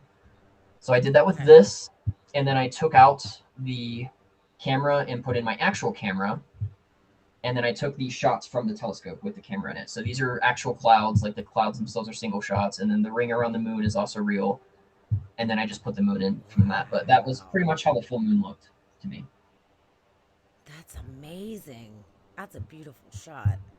And then in case anyone's curious, I always put all of the information about how I did the shot in my Instagram post. I never leave out details.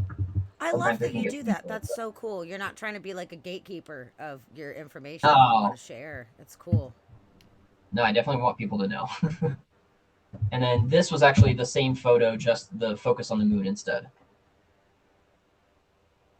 So that's just plain moon without the clouds or anything else outside of it. Dang, look at that moon.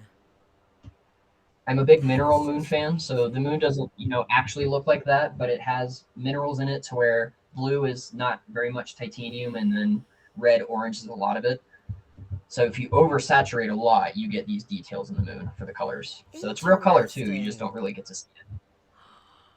And it's I called the did mineral not moon. know that. Wow. I'm going to look into that because Oh you do yeah. not normally see photos like this. And That's really cool. to the person that mentioned it, yes, I also throw my cat on there sometimes. It was her birthday, Yay. so I had to throw it. She's What's currently her right name? beside me listening. So funny enough that you mentioned the star. Actually, I got her. I thought she was a male, so her name was Arcturus Oh, because love it. orange star made sense. Orange cat. Yeah. Well, she was really fluffy, and I just didn't question it until she went to heat like 9 months later. So obviously female. So I changed the name slightly to Turi just to make it a little more feminine, but it's still based off Arcturus, the star. I love it. That's awesome. That's really good.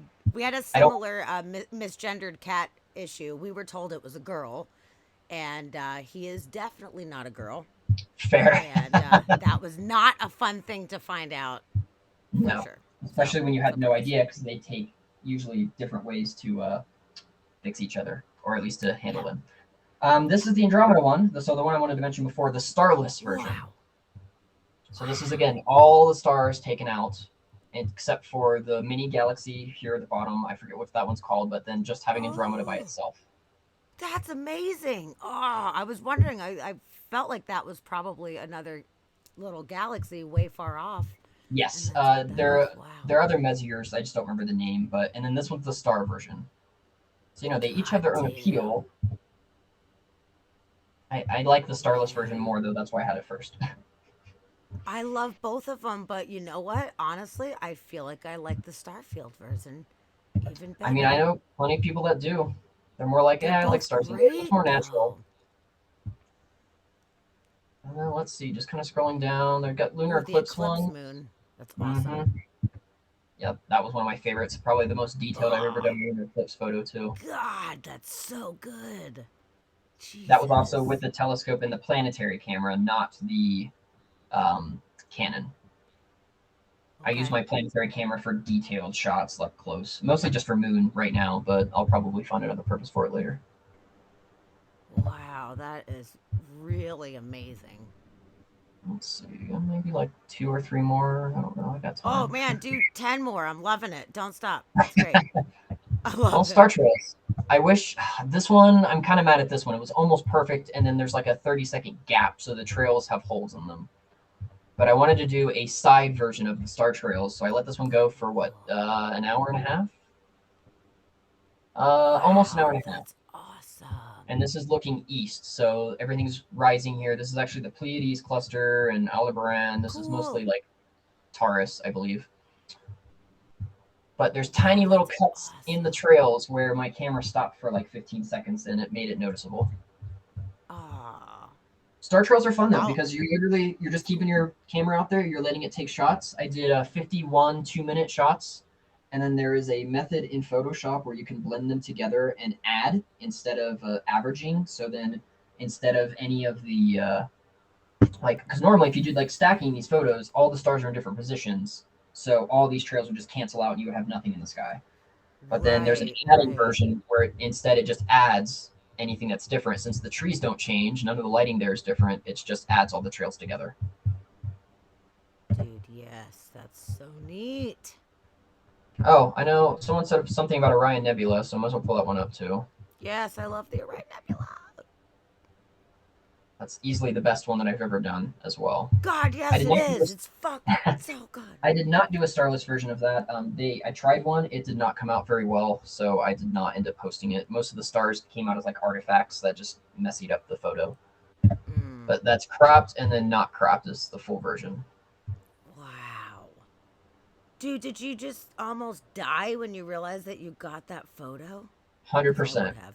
And it's two photos put Wow. together, and it's a little harder to see zoomed in. But for the Orion Nebula, the challenge here is if you're doing exposures long enough to get this outer nebulosity area up here, and even some of the dust on the bottom here, the Yeah. core right here is very, very bright, and it gets blown out. It goes white completely. You can't see anything there. Mm, So then you have to take a lower exposure and blend the two together so that it looks a little more natural. I can yes. tell that I messed this one up. It's not as blended as it should be, but it still looks good. Oh man, that looks great. And that's really cool. So you have to take the one, longer, brighter version, and then you take the lower one and you pop them together, and there you have this magic. Exactly. It's That's freaking not great. very easy, but it is, well, it's not very easy, but if you get it, it's awesome. Um, the planetary camera. Let's really focus on the moon here. So an early crescent Yes. moon. Oops. To Gosh, it's so good. get the details on the craters there. And this was two shots or three? Three. This was three panels put together. This is why I use Wow. planetary cameras for the moon. If I used my camera, it would be way zoomed out and the detail wouldn't be quite as, I guess, good, we'll say. So it's an actual type of camera that is just called a planetary In a way, it's camera. mostly used for planetary, but it's a CCD camera, a charge coupled device. Where like most of the like mirrorless cameras, those have CCD sensors in them as well. This is literally just a device that's has the CCD sensor in it, and then it's just built so that you can put it into an eyepiece. So it's literally just the sensor and nothing else. They're usually like Gotcha. $400 to $1,000, depending on which one you get. Okay. The Pleiades, that's another one of my favorites. Yes, me too. And honestly, this photo Oh, definitely had me in tears for a few minutes. it's I had always perfect. dreamed of having, right? I'd always dreamed of having my own photo like that. And I was never able to get the nebulosity outside, but this was the perfect time for it. And The look at editing, that little orange star to the left, too. right? That's a Yep. nice little bonus. That's Yep. awesome. Wow. I think that's most of the telescope ones I have. The rest are mostly me just doing a regular camera, which, oh, there we go. So, astro landscapes are also some of my favorite shots. Bitch. God. It's so good. And this is Fuck. up on a Loveland Pass, one of the major passes up here in Colorado. And this is looking at the Continental Divide. It's about 12,000 feet. And then this was really hard to get the sky good, though, because there's a lot of light pollution very shortly to the left of this image, skywise, which is Denver, which is a really big mess for the sky. But I was able to push it and get some detail out of it. I had to crop the Milky Way, too, quite a bit, unfortunately. God, it's Yeah, this is perfect. my That's favorite composition. amazing. This is a star listing too. So normally you have a bunch of stars here, but with Photoshop and wider angle ones, it's much easier to get the stars to, I won't say disappear, but to lessen them so that if you have just the core of the Milky Way, it comes out much brighter. I used to do just Wow. standard ones, which I don't even know if I have any of those anymore. I'd have to go back pretty far for that one. Oh, let's see. And then a lot of landscapes, but we'll focus on the astro. Ah, here's a good one. This was just the camera as well. So this is the whole Orion constellation. I don't know if it looks great on screens right now, but it's Wow. you've got like dust lanes. I've got the Rosetta Nebula here. I've got some of Bernard's Loop, which this is Yeah. all hydrogen alpha, so I'm surprised it came out. The Orion Nebula is right here. Yeah. I've got Rigel and the Witch Head Nebula here, and then the Horsehead and the Flame Nebula are in this star all in attack. Oh my God. That is amazing. And you got Beetlejuice glowing like a Oh beacon in yeah, the night nice right there. orange. Yep. Boom. And my favorite with the camera That's ones is if you great. stack enough and the stars are bright enough, you get the like the blades of the stars. The I always forget what they're called. Just the spikes. I wish I could zoom in on this. That would. Yeah. I don't have any of these photos on Wow. this laptop, or I would just pull those photos up. Wow. That's a great shot. Oh my goodness. I think that's pretty. Oh, cool. Here we go. I forgot I did this. A panel. So here is going back to the Milky Way photo. Whoa. This is zooming in on all of them all. So this is the Cygnus branch. Wow. So Vega, Deneb, North American Nebula, and Pelican Nebula are over here. And then you move sideways a little Wow. bit, not too much going on. This is called the Great Rift. This is just a big black spot in the Milky Way where there's a bunch of dust blocking the light from behind it. And then the Milky Way core. Wow. So you got Oh Trifid my Nebula, Laguna God. Nebula, and then the Eagle and Omega Nebulas are up here. This is called the Dark Horse Nebula. And then you've got Scorpius, Antares, and the Rho Ophiuchi complex up here. Wow. That's unbelievable. Yeah, You I'm got that still, photograph. What? honestly, I still say it's one of the best I've done. It This is. photo got a lot of attention. I got this posted in a few different Instagrams that were bigger for Milky Way shots. This was in September. I always had a goal of getting the Milky Way above the 10-mile range, which is like about an hour north of me, in Summit County. I used to live there, but I moved about an hour south just to get out of the light pollution. But I came up here in September just to get the landscape and then get the Milky Way above it.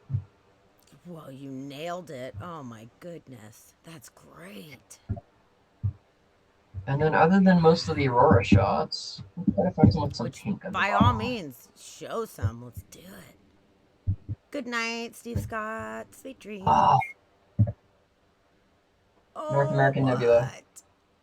So that's Ah, in Cygnus. That was the first thing I ever tried through my telescope with my camera. really? Yeah, looking back, I would make a And lot of changes now, but it still looks pretty good. oh yeah, definitely. For the first shot, you were probably mind blown when you saw that. You're like, come That is on, extremely man. accurate. Sounds like the most Let's see. rewarding thing ever.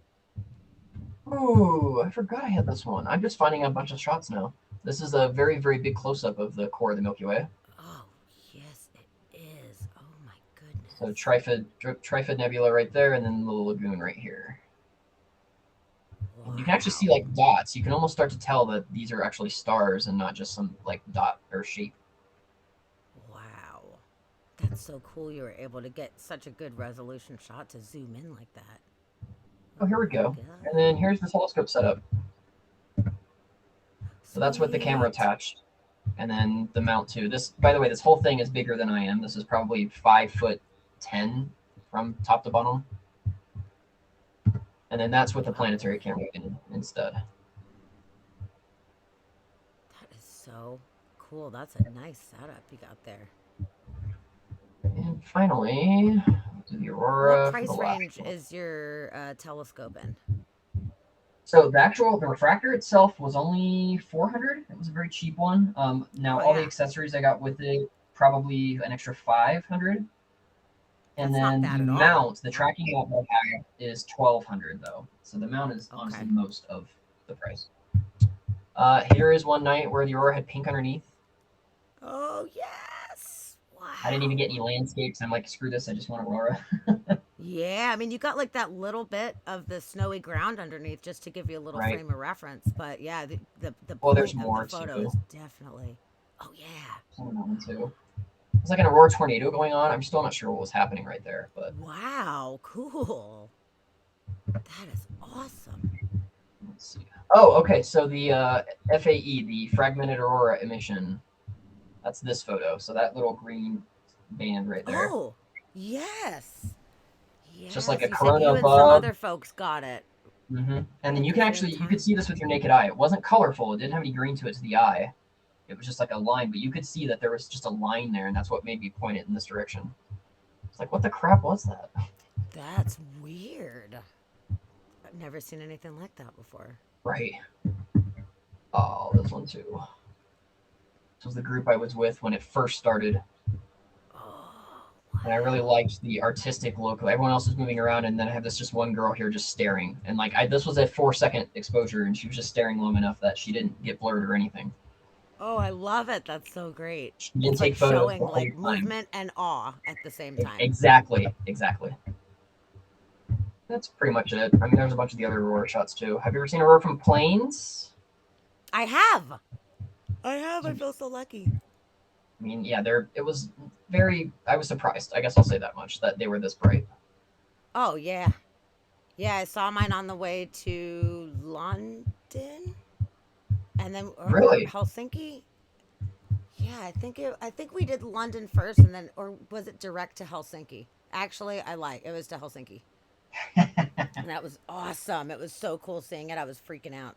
The flight attendant tried to get me to close my windows, and I was about to punch her in the face. I was No, like, "There's no I way I'm have to doing that. Like, see. I'm not doing that." She's like, "Yeah, but when the sun starts coming up, we need to have them closed." I'm like, "When the sun starts coming up, Well, then I I'll will shoot close them. them." But you're killing me. Oh, Felicity, good night, sweetheart. Thank you so much for coming in. I'm glad that you enjoy the show, and I do really hope that you come back. I really do. I hope you gave us a little follow. Hey. Wow, yeah, seeing it from the plane, that was really a very cool surprise. Actually, our flight had got changed because originally we were supposed to fly on the Boeing Max, which it was right when they were like, "Ooh, yeah, we're not doing the Boeing Max because it's dangerous." So they changed our flight, and I was bummed out at first.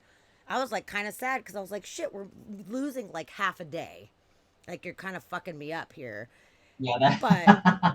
I was like, okay, well, I guess, we'll be flying at night, so maybe I'll see the aurora. Probably not, but like maybe I will. That's the one consolation prize that maybe taking this lighter flight I will have. And let me tell you, that shit was like boom. So I was like, it's all good. I'm so Expected it glad that all, this flight got canceled. I'm so glad. It was great. So right? much better for sure. I mean, Oh, so I booked specifically a first class seat and then on the window seat, and it's funny because I had this very, very, very drunk lady. I don't know how she was so drunk that early, sitting in the seat, and she was supposed to be in the one beside me in the aisle one. And I'm like, I need that seat. Like, you have to move. I'm not okay with this. She's like, oh, there's not gonna be any aurora out anyway. I lived in Fairbanks for years. I'm like, cool. Well, there's gonna be aurora tonight. Move over. And sure enough, and I was showing her all the photos. We ended up being friends after that and having good conversations. oh, She was just good. really drunk. I'm like, no, there's gonna be Aurora. I can read data. Move over. Let me do my thing. Yeah, like, don't you tell me there's no aurora? Shit. Exactly. Yeah, I had to keep my mouth shut more when she said that. I'm like, yeah, I don't say you're wrong, and I'm being But nice there at the same is. time. It was crazy. When I was on the plane, nobody else was paying attention. Nobody else had their windows open. No one was paying attention. And I wanted to just start screaming on the plane to wake You should everybody have. up. I guarantee that people would have looked, or most of them at least, had you done because the same. A lot of people weren't looking until I started making noise about it, and then I had the people behind me looking, and then they had the people behind them, and then I was showing them my photos, and I mean, it became a not everybody thing, but a lot of people started looking at it. Wouldn't it be such a bummer to be on the right side of the plane, though, and be like, fuck you guys on the left? Like I can't see nothing. Yeah, and that's why when you make those flights, you plan for that info.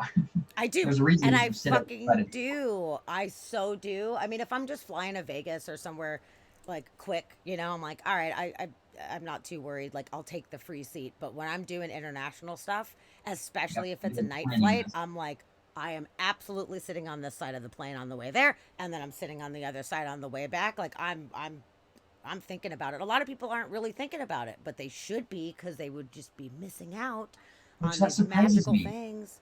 Right. Me They should too. be thinking of that. I think maybe a lot of people don't realize how often that aurora happens. Like, I wonder if they just think that it's like an anomalous thing that only happens here and there, and they don't realize that it's something that is pretty constant, actually. I mean, years ago, I didn't realize. I didn't think that it was something that happened all the time. You just see these photos here and there, and I'm like, oh, that's when there's like a special event. And then now I'm like, it's like almost all the time. Something, I mean, I a guess lot. if you're from high latitudes, I guess you wouldn't really have a reason to do that. I mean, Canada, gets them semi regularly in the middle to northern edges of Canada, but the northern edge of the U.S., I mean, it's Yeah, out especially here. with most of the aurora you guys get is photographical aurora. You're not actually Yes. seeing it; you're just mostly getting it on camera. So of course, people aren't going to really notice that. It's mostly when it erupts and it's either overhead or it's closer to the above the overhead and where people can actually see it, or if they can see it from the city. But that just doesn't For happen sure. anymore, and especially with the growing light pollution, it's becoming less and less a common thing. I just wish we knew about it. Like, just because it doesn't affect me doesn't mean that I don't want to know. And I feel like that's what happens with humans a lot of times. They're like, well, it doesn't affect me, so why does it matter? It's like, because this is an amazing thing that is Yeah, happening all the time and it does matter. So, like, I wish that I was taught that in school, in my like earth space science class in 10th grade or whatever. Like, let's talk about it. But I had never really been taught anything about it. I was just so interested. I love like atmospheric phenomenon and weather phenomenon and all of that stuff. I love clouds, all the weird cloud phenomenon. I just care about it, and that's why my interest has led me into these directions to learn. But a lot of people don't even know what they're missing. They have no idea about some of these, I don't know, like all these different things that you can see in the sky, the different cloud types, lenticular clouds, and the, iridescent clouds, and all of this stuff. Like, people don't even know. And I just iridescent want everybody clouds. to know. Like, Those are everybody should really know. I haven't taken any photos of them yet. That's still a goal of mine. Is to I mean, I've seen a few different good ones, but I have not been able to get good, vibrant photos of some iridescent clouds. Drives me I crazy. only saw them once and I got cell phone photos, which were not super awesome. It was before I had the real fancy phone. But like decent, like you could see that there was rainbows in the clouds. You could see it, but I wish I had like a nice setup to actually really illustrate that. And thankfully, Dusty had his polarized glasses with him. He had his Then yeah, they're sunglasses. easy to see. Then you can actually see them pretty constantly if you've got the polarizing sunglasses. I've noticed Yeah, they're common. If you have clouds that are ice clouds near the sun, you can almost always see them with glasses on. it was cool Addressing because like chat he too, was real like quick. sharing with me. I was like putting him on over my glasses, and I'd pass him back, and I'd be like, "Let me hit that," and we were just going back and forth, and I was taking photos through the lenses, and it worked out pretty cool. It's pretty neat. Dusty's comment, as far as the pilots not announcing that, I've only had one or two examples of pilots that I've heard of other people saying where the pilots have announced, "Hey, if you look out here, the aurora's out," and that was usually really good, bright shows. So I guess it kind of makes sense then. And then Shadowstorm, I'm assuming you're still looking at my Instagram because if you're talking about me, yes, that's me in high school. That's awesome. I was very much a. In fact, you know what? Let's just go ahead and get this out of the way, and I'll pull that up. Let's do it. Let's see, little Christian. Let's see. I was a very interesting, unique individual in. Don't worry, Christian. I had a mullet. That's so funny. Oh, and don't worry, I'm not embarrassed whatsoever. Don't get me wrong. I was very awesome as a kid. Dusty had a mullet too. I'm putting you on blast, babe, but it's true. Let's see. I'm gonna pull it up from Facebook. It'll be a little easier to find, I think. Let's go to albums. A kick-ass mullet. I mean, I'm not sure that I would put kick-ass and mullet in the same sentence, but that was Yeah, I like mean, Texas in the '80s, so I'll give it to you because that was probably cool. Oh yeah, with stripes and the sideburns. Oh my goodness, you were a real cute kid, and that was the hip style back in the South at that time. So you were pretty cool. all right. So Oh this was shit! me. This Wow, was my senior high school yearbook photo. that looks very vampire-y. Yes, that was my whole style. So the necklace that That's had like awesome. weird blonde streaks in the hair too. That all that hair is real. Makeup, everything. Wow. Dang, you look good. Also 18. That's awesome. So were you like a metal guy or were you like a gothy synth Kind of guy? a mix of both, to be quite honest. I didn't actually look the same as, or the way I looked wasn't the same as how I like acted and perceived myself. Yeah, these are all from like 18, 19. Oh my goodness. You're adorable. I love it. I dig And the then I moved eyeliner. to Florida when I was in 19, and yeah, can't have long hair there. Where did you live in Florida? I'm from Fort Florida actually. Myers, Southwest. Oh. And they gave you shit about being a long hair? Oh no, no, it was just too hot, way too hot. Couldn't Oh. do it. Oh It was like man. we moved in July. It was maybe 108, 110 degrees with humidity every day. It was oh god awful. I couldn't do it. Jeez. So I cut Yeah, my I'm hair for from good Fort fun. Lauderdale area and it was so fucking hot every Oh, so day you're of my life for literally. almost 17 years. So I was in the Gulf. You were literally the Atlantic, then the other side. Yeah. Yep. It You was got it. Coral Springs, which is like a little, outskirts of Fort Lauderdale, and it was just so fucking hot constantly. Yep, And I it moved sucks out because the the same light year. pollution was so much, I could only see like 6 stars at night. There was Hmm. such bad light pollution. So I never saw like all the stars in the sky until I was 23 and I went west Wow. for the first time. I was 23 and me and my ex bought a van and we hit the road and we were just going on a open-ended traveling adventure and I remember the first time I saw it we were in Texas actually we were driving through and it was the desert it was the first time I ever made it to the desert and it was dark as fuck and we went outside and I looked up and I almost started crying because it was so fucking beautiful. I was like jumping up and down. I could finally see the Milky Way. I never saw it with my own eyes before. I was like pretty old. So I have two experiences of that. So I had one experience where I didn't know the night sky or have any involvement with it, in which case, I want to, where would I have seen? I don't remember where that would have been the first time, but the first time I actually saw the actual night sky and knew about the sky and where things were, oh, man, it might have been when I moved to LaPorte near Fort Collins, Colorado in 2015, I want to say, or 16. And they have decently dark skies, but I don't think I mean, where I live, I can step outside. I don't think I've lived or been any other place that's been darker than where I am now. Oh, So, like, that's so the last cool. year and a half, I can just go outside. I mean, so telescope images too, they're in my front porch. I just set my telescope up in the front and then go back inside. Wow. That's That's how spoiled I am. awesome. Yeah. You know, it must be really different, like kind of living out in the boonies, but being able to have access to the sky like that. That's a really cool It's thing that you been get to experience even revolutionary for a for little me. bit. Wow. Mhm. I lived in Flagstaff for a couple, Oh, for it's pretty a dark little too. over a year, and that's a dark sky city. So all the Hmm. ordinances on all of the lights are like you cannot create, an excessive amount of light pollution. And I could see the Milky Way from like downtown Flagstaff. Like on any given night, if it was a clear enough night, you could see the Milky Way. I mean, not in the detail that you can, but I could still see it from the city. And that I loved that. I thought that was so freaking cool, man. I wish everywhere was dark sky. Why do we not have more places that are Agree. hopping on it? I do not understand. Could not agree more. And of course, I have the altitude too. So when I lived in Dillon, I'm 10,500 feet up here, but it was 9,000 feet over there. And light pollution, I think, was below 4 or 5, even maybe. But because of the elevation, if you even just went on a trail and hiked a little bit, you're basically out of that entirely. So then you can see the sky nice and clear. So even in Dillon, I had a perfect view of the Milky Way from my backyard. Oh, that's so great. But you being at 10.5 elevation right now, I mean, that cuts down on the atmospheric junk too Oh, a yeah. lot. Like, that's Lots of diffraction to huge. avoid. But unfortunately, the downside of that is where I'm at here is kind of a like a ravine almost. So the winds, there's constant almost 15, 20 mile an hour winds. And I mean, Oof. pretty much constantly. It's more rare to have clear nights without winds than with winds.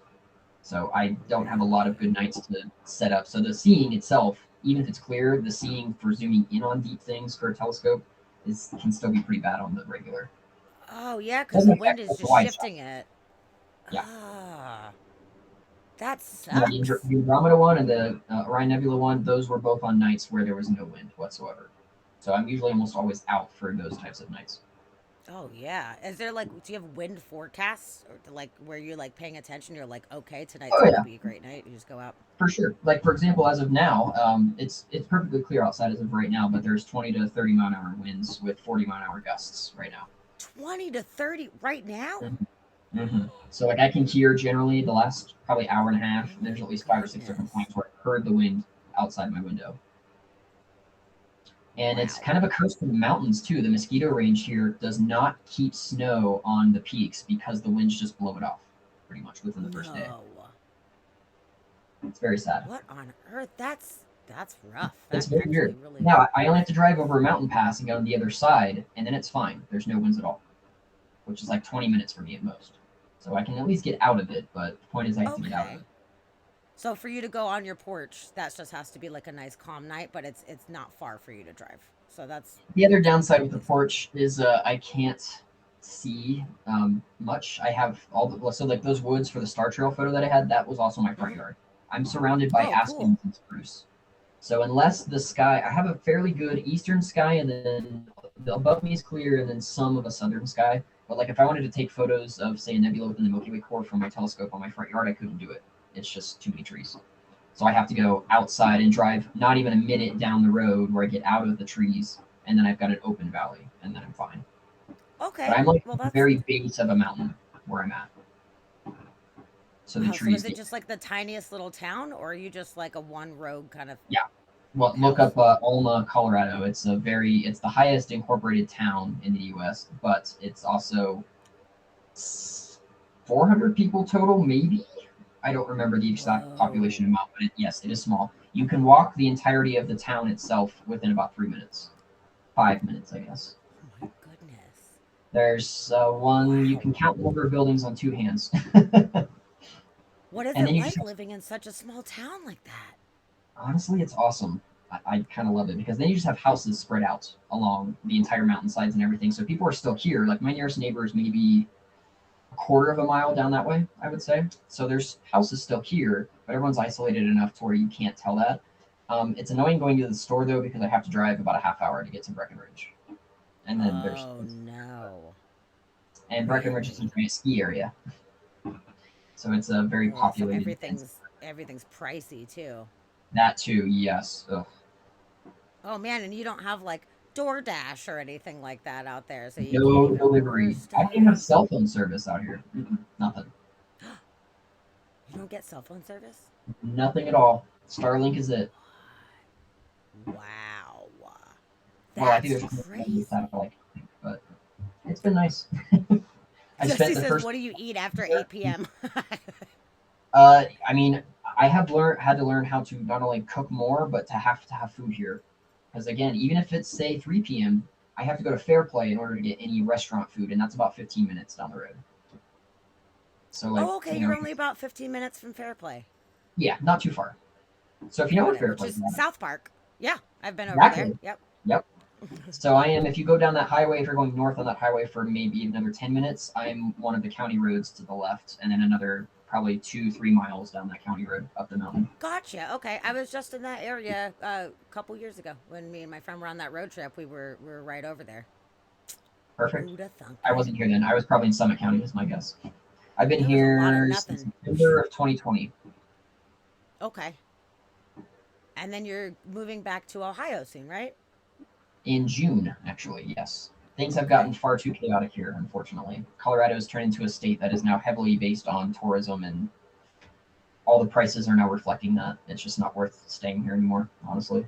Ah, that's too The bad. landlord of this place is selling their house too, so there's not like staying is an option. Ah, that sucks. But you'll I'm get to not be going to do around your too much. family again. That'll be nice. Exactly. I will take the family friends aspect again over the skies. I feel like I've had plenty of experience with the pristine skies here. I don't mind not having that anymore. But then you're closer of a drive. I mean, not close drive, but closer to Canada. So therefore, if there's a nice big storm, how long would it take you to drive to an area that would be clear skies that's high enough So latitude? it is 3 hours from, 2.5 hours from Columbus north to hit Michigan. I think it's another 4 or 5. So it's about 8 to 10 hours, I think, through Michigan to get to like the Upper Peninsula. And that's about as far as I need to go. That's usually a Okay. pretty good place for most people. Okay. That's I mean, it's a ways, Day but drive, but yeah. I mean, if I'm staying for it more than couldn't a be few bad. days, it's worth it. Yeah, now that I can actually get into Canada again because with COVID stuff, you weren't allowed to go. So now I'm watching because I'm not that far. I mean, I'm 2.5 hours from the border. So, and then you just got to go up a little bit, leave Vancouver, and get out of all those lights. And it's dark, man. We went to Whistler a couple years ago just to check it out. We're like, oh, look at the Whistler. That sounds fun. Let's just go, you know? And it's like a little ski town, and it was great. The night sky was fantastic out there. Actually, on the way up there, I was driving, so I didn't get to see it, but it I was hate the that. first Starlink launch. Oh, so you It got to was see the them all on a first line star. just moving? Dusty and Tavia saw it, and it was funny because Tavia didn't know that that was like launching anytime soon. Dusty had heard of it, but she's like, "What the fuck is that, dude? Like what?" And I'm driving. I'm like, "What? What?" I couldn't see anything, but she's like, "There's just this line of stars, like it's fucking aliens." And Dusty's like, "It's Starlinks," but they got to catch it, and as soon as I pulled Yep. over and got out, it went right behind the mountain, so I couldn't see it, and I was pretty bummed. Legitimately, it is a scary sight when you first see it. I was driving down, actually, I just pulled onto my county road. It was evening, so it was just about to hit, it was a little after sunset, just about to hit night. And then I see it, and I'm like, okay, that's an elongated line. Like, but I couldn't quite tell that they were individual dots kind of close to each other yet. It just looked like a line of light that was moving. So I stopped and pulled over and tried to get pictures. And I'm like, oh my god, that's Starlink. And then I actually, I got a photo of them. This was crazy. The comet that was out in what just a few months ago, Comet Leonard. Not many people got to see it. Mm, It wasn't bright and vibrant like Love or not Lovejoy, Neowise was, but it was that was photographable. awesome to see. Yeah, Neowise was Neowise awesome. was cool. But you Yeah, I could get wanted to photos. see Leonard, but it was like so low on the horizon. It was like a whole Mhm. thing. So I was able to get a photo of it with a Starlink train going by and a meteor at the same no, time. fuck off. They're not. Really? They Show weren't us right like now. vibrant. Okay, yeah, I'll bring the picture up. Thank you. They I'm weren't like forcing you. Like vibrant. show us. Oh, I don't mind. Let's see. So it wasn't like the greatest photo, but it was definitely a surprise to me because I went back and looked and I was like, how? What? Oh wow, that was just really recently. That's awesome. December 19th. Let me get myself shared again.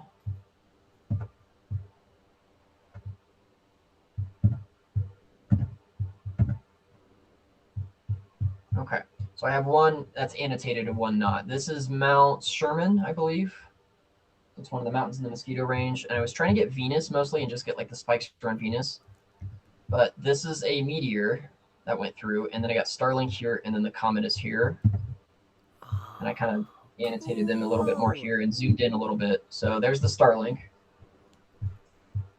You can see that several dots Neat. kind of separated, and then that's the comet, which again it was very faint, and it didn't get dark, and then it was gone, so I couldn't like get good photos of it itself. I did, however, speaking of the comet, so this was the last photo I got of it with my camera, just as it was about to set. At least got the Cool. core, That's awesome. and then I did get it through my telescope as well. Unfortunately, I only got a few photos though, so I didn't get the detail I wanted, but I was able to get the coma in the tail. That's awesome. That's a great shot. That glowy green. Awesome. I was pretty happy. Yeah, that's really good. I mean, most people weren't even able to see it at all. Like, I just missed the entire thing because I just wasn't in the right spot for it. And I knew that it was going to be so dim that it wasn't really going to work. But you nailed that. That's And again, great. I never saw them visually, not at all. I just Really? saw it All or right. through whatever photos I got, basically. What about Neowise? Yeah, I bet you got some good shots. I think we scrolled by one earlier. We did. Okay, if you're ready for this. I'm It's ready. honestly one of my favorite shots. I spent a lot of time on that photo too. Let's see. And this was also tracking it. It was like 20 track shots that I stacked together. But comets are difficult because they move at a different rate than the stars, so you have to get special stacking. You can either trail the stars or trail the Oh, comet, and then you have to blend the two right. together. That's Let's see, tricky. where are you at? Come on, Neowise. You're around here somewhere. Okay, we're getting closer. Ah, found it.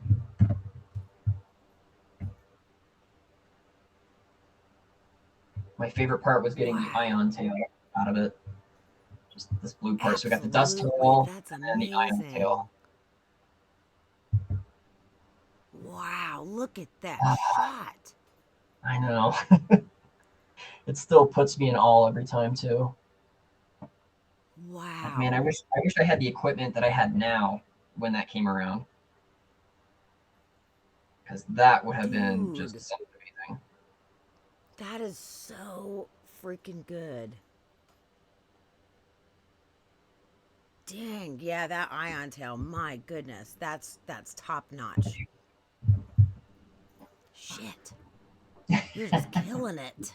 So, if you were going to give advice to somebody who is a new photographer and wants to get into astrophotography, what kind of advice would you give?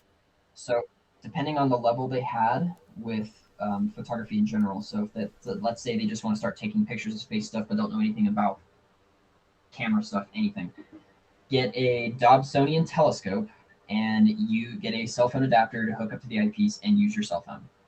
And just keep doing that until you start getting really good shots. It probably took 3, 4 years for me. In fact, oh man, I'm finding relevance all over the place.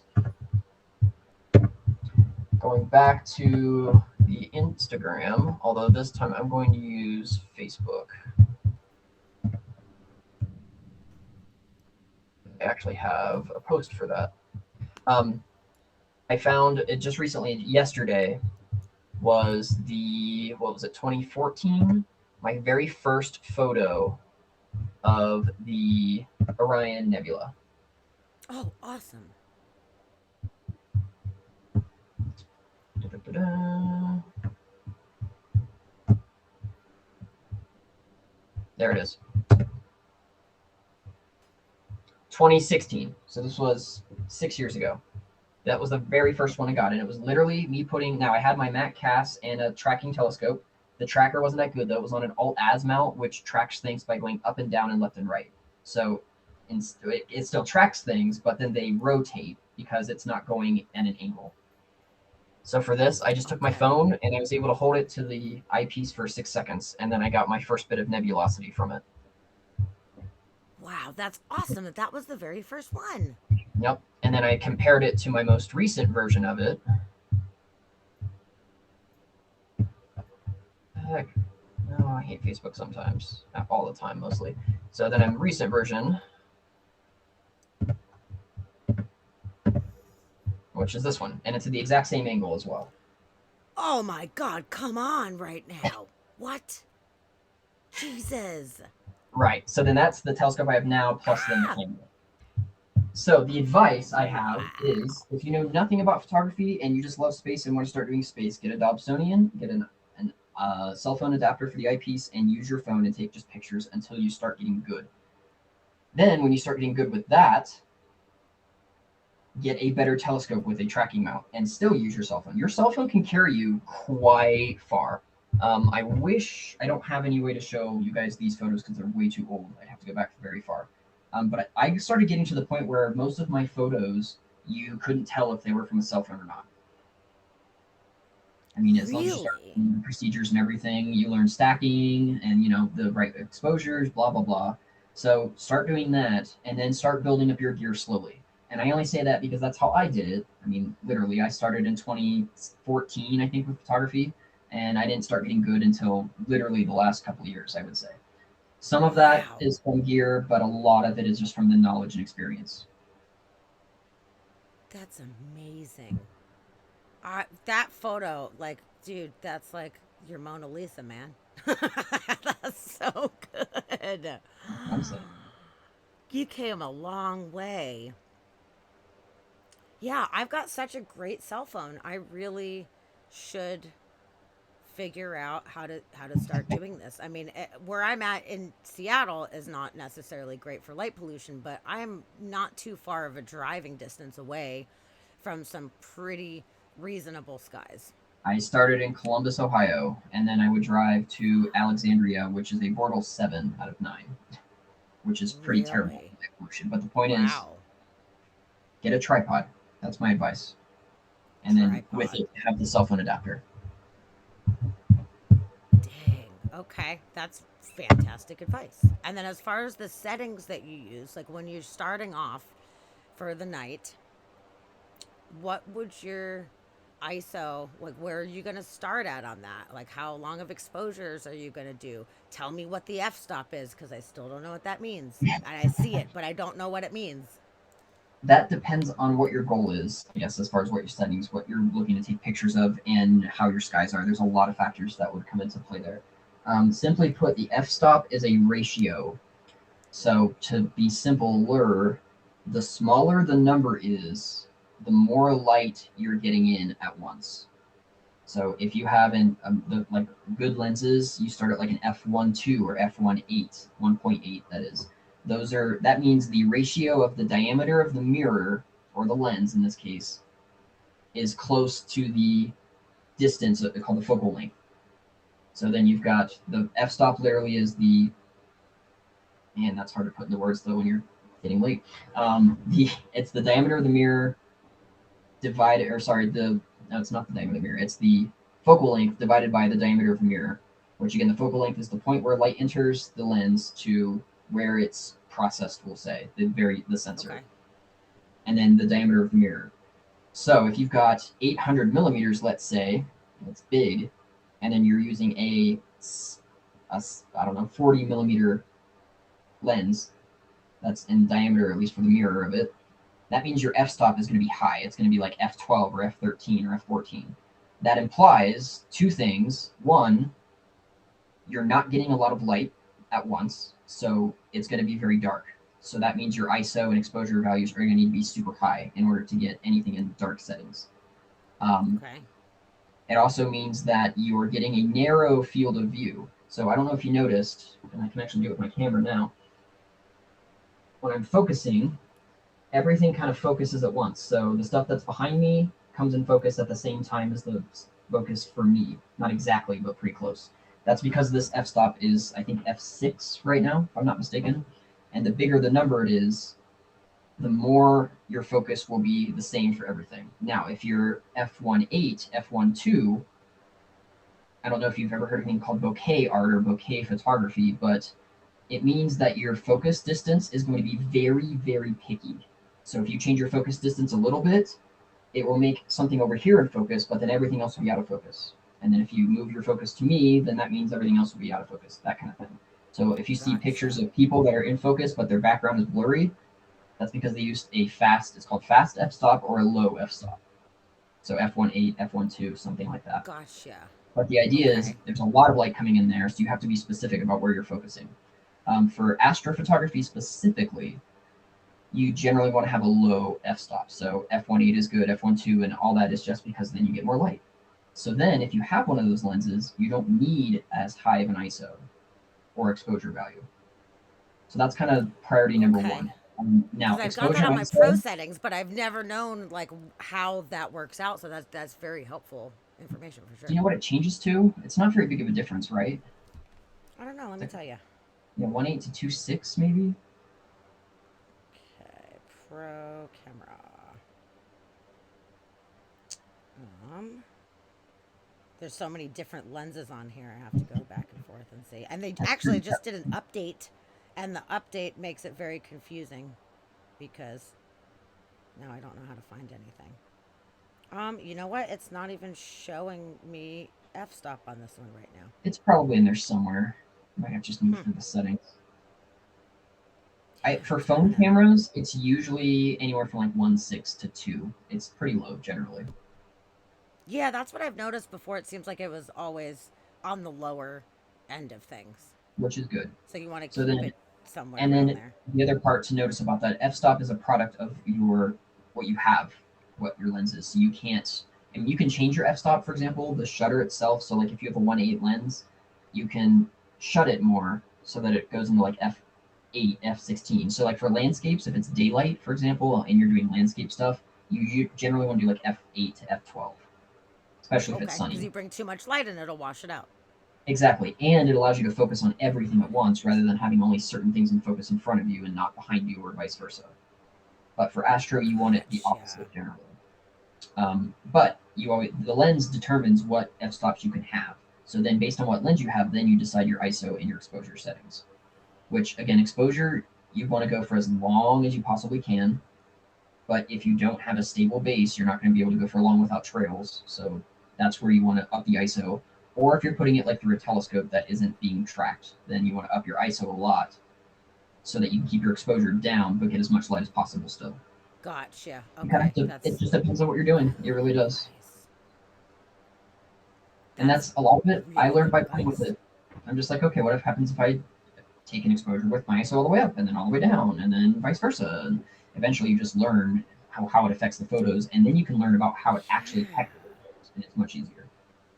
And that's It's what very I've kind of been useful. doing. I've been kind of working on that, kind of going back and forth. Like I said, trying all these different things and just trying to figure out what it is that I need. And now that this new camera, like this one on the super telephoto lens, it goes up to 3200 ISO. The telephoto and the super telephoto, it's 3200. I Pretty mean, good. that's pretty amazing considering my last phone did 800 was the max. Yeah. So it gives you a That's why I lot like more LG options. phone cameras more. Even back in the day, the LG G5, which was, oh my God, 2014, 13, something like that. It did up to ISO 6400 and it had a max exposure time of 30 seconds. And all LG phones did this, but Wow. their mobile division stopped, so they don't make phones anymore. But like my camera, this camera that I'm using right now, it goes up to ISO 26,000, something like that. Wow. It's absurdly high. but it's Wow. also really noisy if you do it. So like I will do it if I want to do a test, like so if I put my telescope up and I'm aimed at the object, but I can't see anything visually, I will do a 5 second exposure, but crank the ISO all the way up because I don't care if it looks messy. I just want to know if I'm on the actual Yeah, item, and it'll sure. look like a full like 2 minute exposure. It'll just be noisy. So then it tells me, okay, cool, I've got it centered, and then I fix my exposure settings. Gotcha. That makes sense. So you just pull in as much as you can so you can kind of get lay of the land. Exactly, exactly. And that applies to Gotcha. any night photography, really. I will up the ISO all the way just so I can take really quick shots. Because I like doing the 3 to 5 minute range for almost anything landscapes, skies, all of Sure. it. And you don't have It's to wait weird. I'm that long looking to at my see what you're camera doing. settings now on my phone, and it's not showing me exposure times, which before, like it was Check pretty for, easy. there's probably pro or manual. Oh, you know what? You've got the I'm on 21. I've got Pro the right Z. now. Yeah, I'm in the Pro, Okay.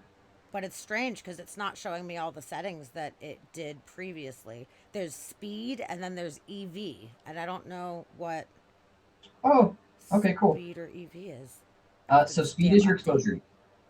Also, funny enough, so I have the Samsung Z Flip. Oh, cool. Yeah, I've been checking those the out. Those look awesome. they are very awesome. Your speed is your exposure time, so that's the same thing.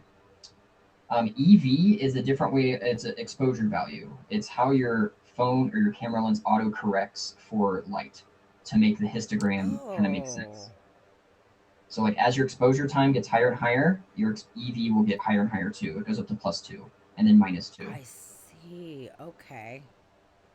Which will it let you correct that? All Okay. right, let's try this. Hang tight. We've got a multi-center mode now for that. That's cool.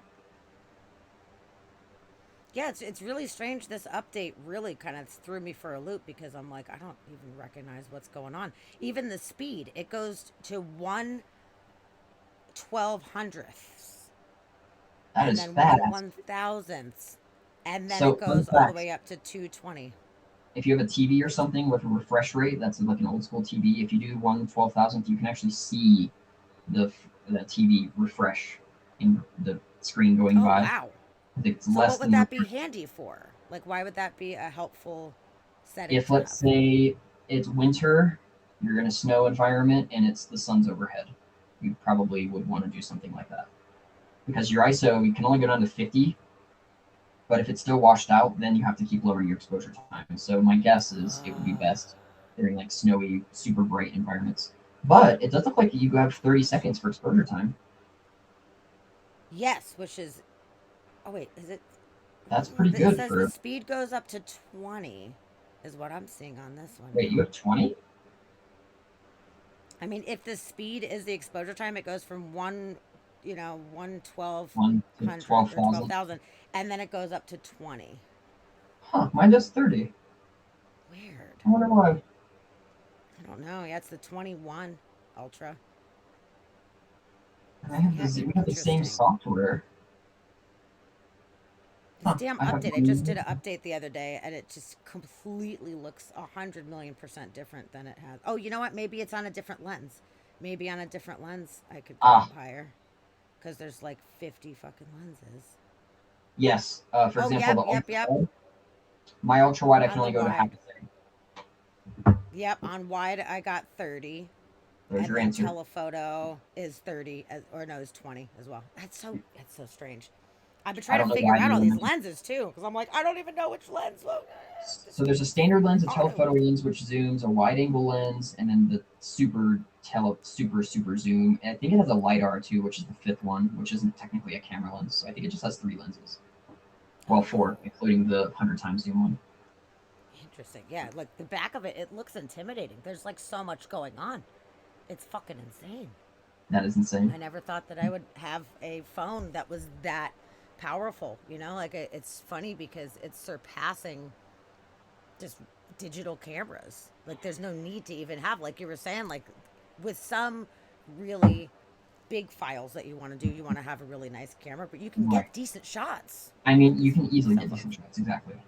I will say you can always at some point notice that even if they do everything right and they edit it right and they're stacking, that you can tell that they're doing it on a film camera compared to like an actual camera.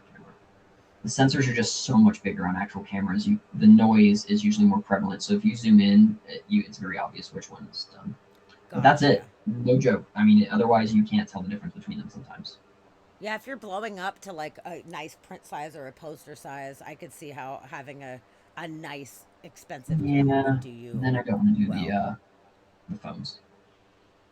Yeah, but at least for even for social media, showing stuff on the internet and stuff like that, when it's like scaled down smaller. I mean, Instagram screws everything up anyway. So same with Facebook. Ah, I know, right? Yeah, I've taken some really amazing photos and I posted on Facebook, and then I'm like, oh, what the fuck? Like some of my Milky Way photos, I felt like they looked way shittier once they got compressed and put on Facebook. I'm like, damn, dude, They generally do. that's too bad. I mean, it wasn't nearly as cool as yours ones, but that I still felt victorious for being able to capture it at all, you know? I mean, my final photos are like sometimes 100, 200 megabytes just for the actual file too. Actually, I should check to see what that Milky Way Wow. was.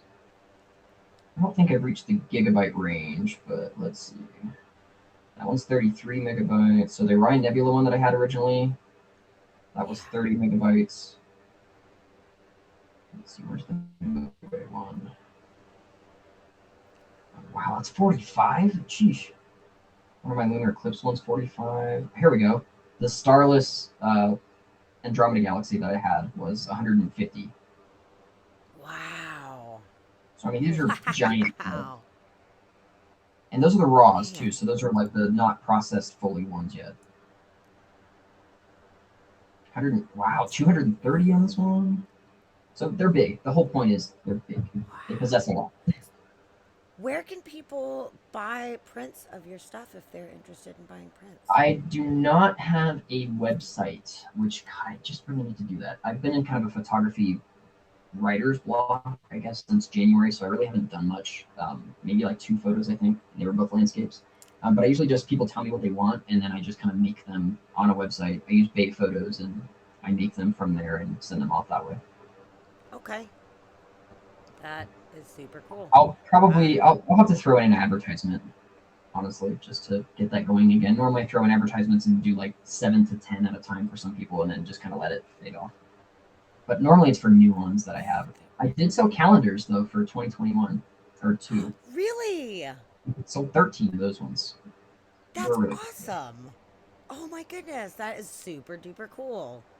I think you should do that again. I'll have to wait. I'm already in March now.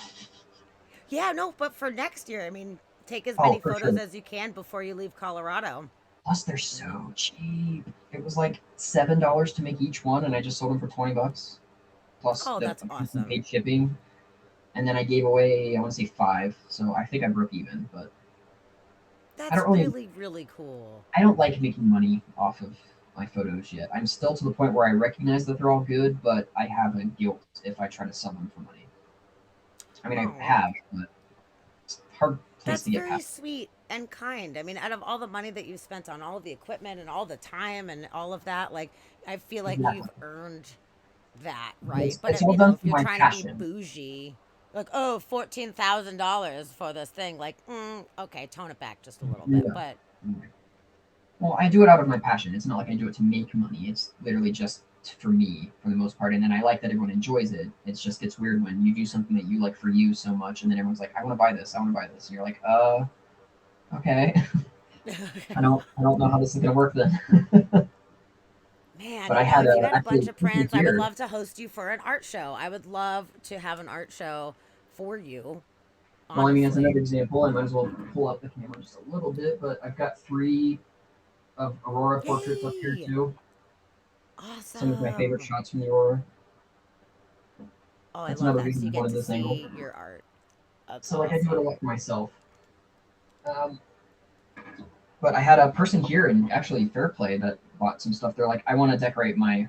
She has a cabin that she rents out to people, and she's like, I just want to decorate those, or I want to decorate my place with your photos. So she bought like 8 different ones. I think I made like That's $300 off of amazing. her. And I was like, okay, I Awesome. guess. And just a random person I didn't know I was advertising. They're like, hey, I want this, this, this, this, and this. And then she tipped me up like double what it was worth. That is so cool. I love that. No, it's very worthy. Your shots are really impressive. They're amazing. So I say keep it up. I mean, and you know what? If people don't buy them, that's cool. But if they do, then you're getting something back for what it is you're putting in, and your beautiful art is out there, and someone else is enjoying it and appreciating it, and that way you're just spreading the joy through the world. Like your passion, people are passionate about it too, and they get to have a little piece of that one moment.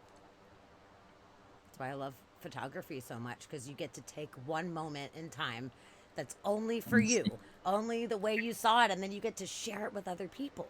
I love it. Oh, that's so great. That is nice. I agree. Cool. Yay. I'm so glad that you are enjoying it so much and you're doing so many great things and you've put so much time and effort into it and you're really seeing it pay off. Like you are really mastering the craft. You really are. And I still have so far to go. And I that's the got cool thing. You're not done. You're not like, okay, I now have finished. and you will Nope. never get to the end of it. That's my favorite part. You can get as I mean, there are some people that are like, how are you not like Hubble? Like I'm no kidding. Some shots that I would say beat Hubble telescope sometimes. Astro Wow. falls, cosmic background. There's a couple people on Instagram that are just you wouldn't believe the stuff that they can take. So I mean, there's Oh plenty of ways wow. I can go. I have some more ideas how to improve. I just need a little more gear, which we'll see eventually. Are there any other focal points that you really want to get like the perfect shots of? Are there any nebulas or anything specific that you're really focused on? Yes, actually, I have a couple ideas. I want to use so the camera that I use to take pictures of the moon with. I want to do that with some nebula. I just haven't experimented with how yet because you control those CCD cameras through a laptop. So then there's a bunch of stuff you can do, but it's really Cool. difficult to get the exposure right, and it's so zoomed in that I would have to take multiple and then stitch them all together, and it's a very big project. So I'd have to really put some time. Sure. And then I still haven't gotten detailed photos of the Lagoon and Trifid nebulas, which I did show. That was a single shot I think I had of the center one of the Milky Way, but I want detailed up close ones of those ones because those are sweet. Yes. I do too. But I have to move my telescope to down the road because I can't get a viewing of it here.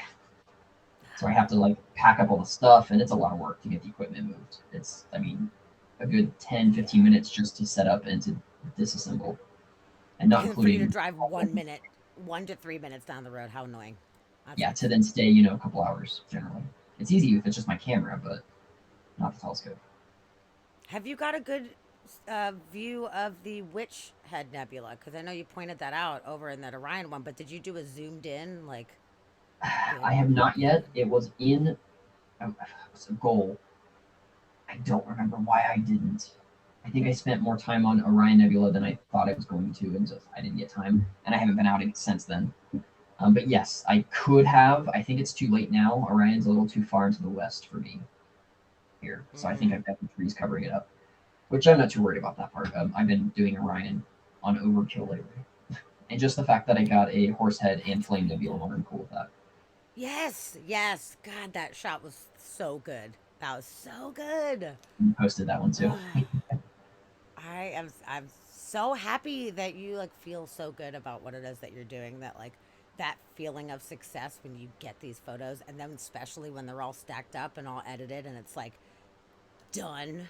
It's That torturous if I'm being honest, because I am not the type of person to take all of the photos and then just leave them to edit them later. It's all done that night, no matter what. I stack really. them all, and I do all the editing, and then I process it. Which there's a couple, me and a couple other photographers here have a joke of just call it a 1 a.m. edit, where we edit something super late, and because of that, we mess something up that we normally wouldn't do in our edits that we don't like, but we don't see it because we're tired and it's late. So then we get up in the morning and we're like, oh, why did I do that? And then we delete it and then redo it again. But it's a very constant thing. But I don't have the patience or the no, I just straight up don't have the patience to wait that long and then do an entire night because I won't sleep. I'll just think about it over and over and then get up at like 6 a.m. just to finish it. So, Totally. so at this That's so point, it's cool just though. That's so exciting. Yeah, you're just like, I'm just so excited. I have to see how this looks done. And that's how exactly. you know you're doing Especially the if it's a right new thing in project. this world. Like if you got that passion, you're so excited about something, like, and you're not doing it for money, like you're doing the right Yeah, freaking thing. because it's really tedious though. I mean, I'll do like I won't eat for a while, and I'll struggle. I've put myself through some physical agony just to get things done there, just because I had to.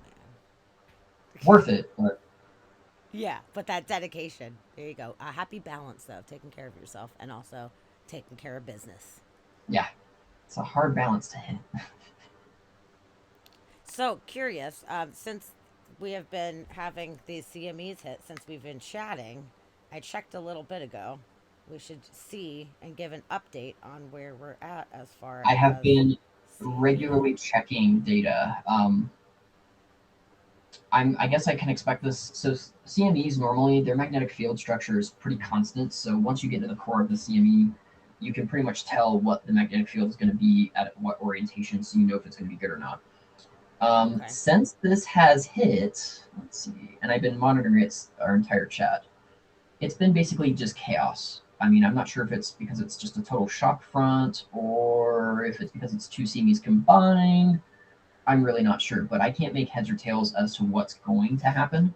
There have been some pretty decent periods of negative BZ, but for the most part, it does not No. appear like this is going to be a all negative BZ CME. No, Um, it's the BZ's up so high right now. It's terrible. but it's been fluctuating pretty consistently, which means the field is probably facing a different direction, which means it could rotate to be southern, but I'm not seeing consistency at all in this data. Oh, it Yeah. looks like it just had another jump in the solar wind. Solar wind almost at 600 now. My thoughts are there were two CMEs that were supposed to hit, and the other one was supposed to kind of cannibalize the other one. I don't know if that happened. I think that one has arrived very, very shortly after because just not even what, an hour ago, 3 hours ago, it jumped, and then just about 20 minutes ago, the solar wind speed jumped again. Okay. Yeah, I wonder if they did combine or if they did I not mean, either combine. I know they way, were talking about them combining. now IMF strength, we're at 13, 14 nanotesla. It looks like it got up to 16, 18 for a while. That's pretty good. That could definitely inflict some G2, G3 levels if BZ is consistently negative. But right now, the magnetic field is way too chaotic, and I'm thinking it's just going to take a long time for this to stabilize. Could still see some aurora like 2, 3 a.m. if things initialize better, maybe. I hope people are having a good show up top. You know Canada where it. is. Churchill cams, there were some aurora pretty good. It was like the whole sky too. But Oh, Churchill's that's like awesome. northern. Is Churchill and Yellowknife? I want to say. Oh, Yellowknife, man, they always are packing a punch out there at Yellowknife. Manitoba. Sorry, Jesus. just kidding. But they're pretty high up north, and they were having some pretty good aurora. Alaska will start having some here in about an hour or two. They're still too far on the dusk edge to get any good aurora from this. Oh But yeah, again, for sure. Okay. data's not consistent, so I'm kind of skeptical because it was at -9, -10 for almost 10 minutes, and then it jumped back north, and it's been doing that for the last 3 hours. Bummer for especially for the people that you know that drove super far or whatever. There's a reason I haven't been Sucks. hyping this. And now, keeping in mind, I mean, it's great, but both events have come from two coronal mass ejections from two M class flares. Neither were that fast, which means neither were likely to be that potent. Now, a 1-2 punch generally does have a bigger effect on their magnetic field, but both of those CMEs were not like high end CMEs that I would be excited for normally. Now, this X flare we just had, that one we are going to get hit by as well. That one could have a decent punch to it. It was a little We more just had an X impulsive. flare. When was our Oh X yeah, flare? earlier this afternoon actually, What? X1.2, Oh, and it did have a I CME did with not it. It know. was very That's lucky. fucking awesome. And it's Earth facing. Yep, it's the same region. Shit. It was really impulsive though, so it was Cool. quick. Those impulsive flares are generally not as potent as what's called long duration events, where it just stays flaring for many, many, many minutes. It Sure. came down and it peaked and came down in like 15 or 20 minutes. It was pretty quick. So it'll be pretty good when it does, but I don't know if I would drive north or like spend money on an Alaska ticket to go up north for it. Sure. That's just Okay. my thoughts on it. So I hope we'll see if that ends up being I right. mean, that's pretty cool. X flares are not super common, so that's a pretty exciting thing that we got to There's a very experience. decent chance. Let's see. Let's check goes now that that region will have an X flare again before it rotates off the western limb. I would be willing to Okay. bet.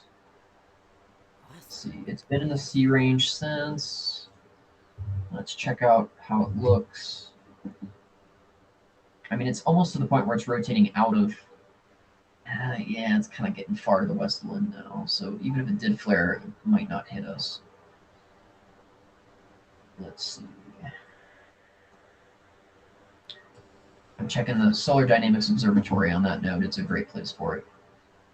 Oh, wow, it's simplified immensely. I wonder.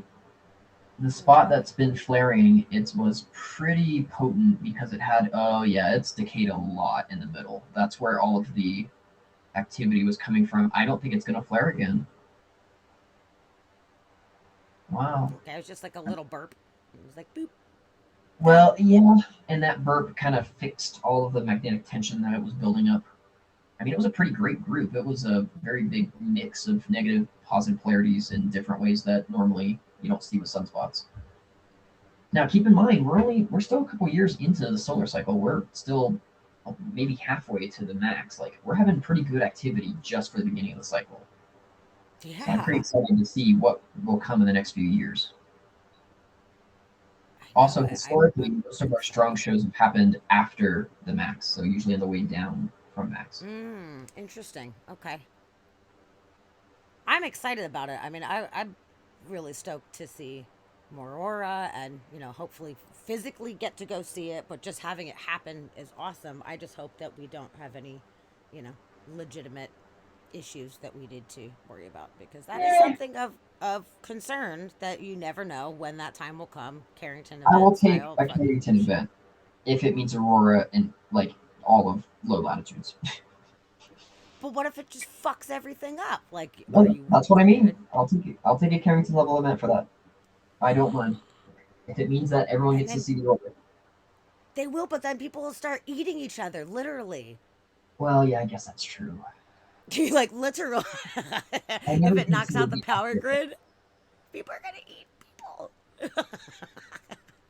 It would be very cool to see. That would be very, very cool to see. I just hope that people would prepare themselves and shut down the power grids when that time comes, just to Oh, for sure. protect. No, there'll be plenty of companies, but the problem is, even if they shut everything down, similar to the actual telegraph lines, the um, the actual power stations can still there's still can be current that's generated even if they're shut down, and that can still overwhelm things. If the geomagnetic induced currents are strong enough, it can still cause damage even if everything's shut down.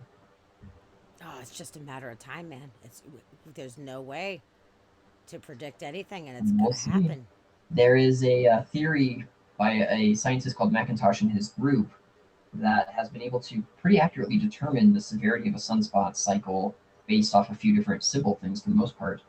Um, and he's able to predict everything going back. And his prediction using his method for this cycle says that it's going to be a pretty potent cycle, like Really? potent compared to cycle 23, which was the same cycle that birthed the October 2003 Halloween storms. So we'll Okay. see. NOAA and everyone else are estimating a low cycle compared to last cycle. It'd be similar or less. But Macintosh's method is showing that it's something a bit more advanced. So we'll see. And honestly, the way it's been going the last year, I'd say he's right. It's we are It's rocking and outperforming. rolling already. We're outperforming currently the. In fact, here let's pull this up so I can visually show. I'm so glad we're outperforming. I'm so happy. Shit's happening. Like it's just so fun. And we have to wait so long in between when it was going into solar min. You're like, oh, and we got to sit there for a while and just wait for it to pop back up. And now it's happening. Okay, So this is kind of where we're at. The red line here is the estimation as to what the cycle is going to be, and it's estimating the peak value here about 115 for the sunspot number, which was pretty much what we were for last cycle. The blue line is the actual smooth values for what the values have been. And as you can see, the blue line has been well above. So the most recent one is at 35.3 for the smooth value, whereas the predicted is 17. We're double the sunspot value right now as compared to what has been estimated. Ooh. And it's only and look at the black line is the actual values, which goes up and down pretty sharply generally. That's why we have smooth values. But the point is, it's only going up from there. We're going to have a peak that is far higher, or it's going to be far sooner than what's estimated. My assumption is Okay. it's going to be far higher. So I think we're going to have something to look forward to, honestly. So they're predicting the peak is going to be around Um, what let's see, 2026 is the height. April of 2025, I think. Or sorry, no, you're right, 2026. Okay. But Macintosh is estimating the peak sunspot value to be about 170, so up here. Wow. Which let's go All ahead right. and And if you zoom said if it's out. hardcore on the way down too, so that's 4 years just to the peak, and then on the way out, another fucking good few years on the way out. So for the next 8 years or so, we might be Hmm. having a good So time. here's Sun's cycle 23 too. The peak, it had two peaks. The peak, last peak was about 178, and that's around where Macintosh's values are guessing that we'll end up with cycle 25. Also, Okay. fun fact, so going down here, the 2003 storms were right there, that big black peak. Actually, here, let's zoom in more for fun. This is a really cool tool. So as things are coming down, we have this random peak here that's the farthest peak off from any of these lines. And that's what caused the October 2003 storms. And that was an abnormal period. Oh. It was just random tons of sunspots that like basically pummeled the earth for a week with several X Wow. flares. In 2003, man, I was living in Atlanta at that time and just about to hit the road on my big trip, and I was nowhere even near Aurora Zone at that point, and that sucks that I missed that because that's You awesome. still would have had them. They were seen as far south as Florida and Texas. Shut up. 100%. Oh my God. I didn't even know about it then. It was before, like the I internet only was knew about it as. because my dad was in a rural area, and he called us and was like, "What's going on? Something's going on outside. There's a bunch of lights." So I went outside and saw them. I mean, even up to Ohio, I was latitude 40. I'm trying to think of how high it was. At least probably 35 or 40 degrees for the spikes in the air. I mean, it Wow. wasn't rising, it was like up. It was crazy. They saw it from Florida. They did. Shut up.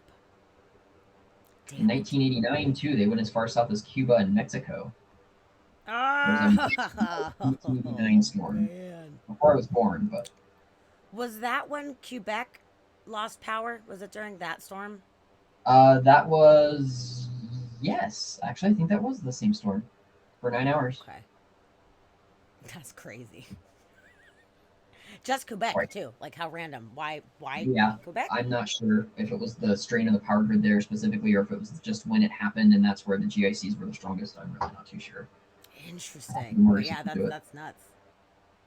Like we are not impervious to these things whatsoever. Not at all. Oh, it's gonna be so exciting to see what happens. I'm pretty stoked.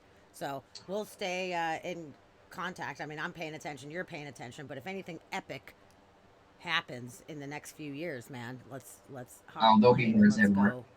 let's go We'll be in rock it Alaska. out. Yes.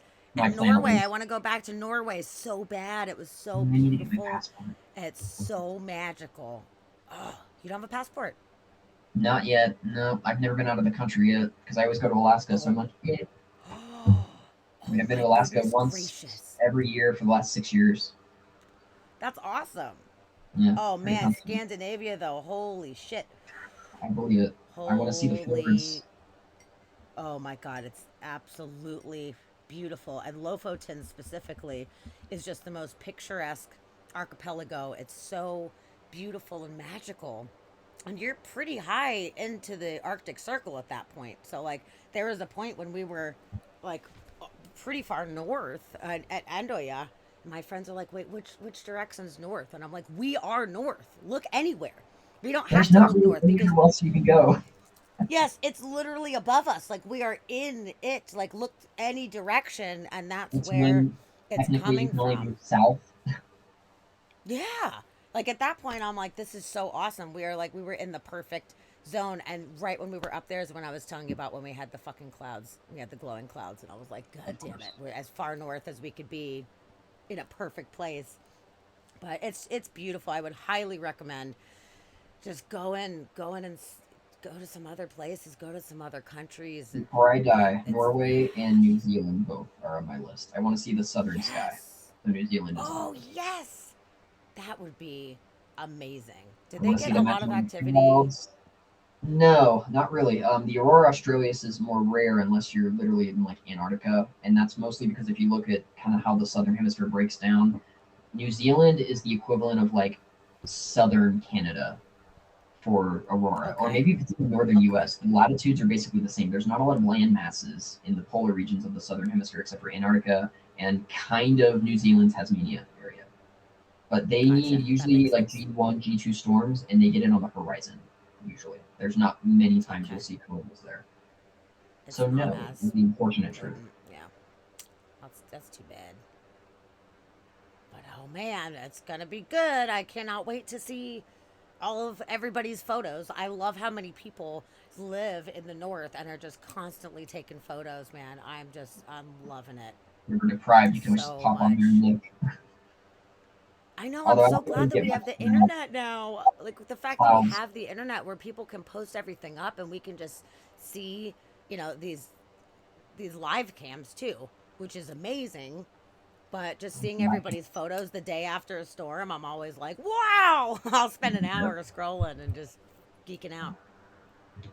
I'm gonna say I'm beginning to lose my voice, so I think I'm going to wrap it up here. But we're gonna check a few of the cams first. Okay, that sounds good.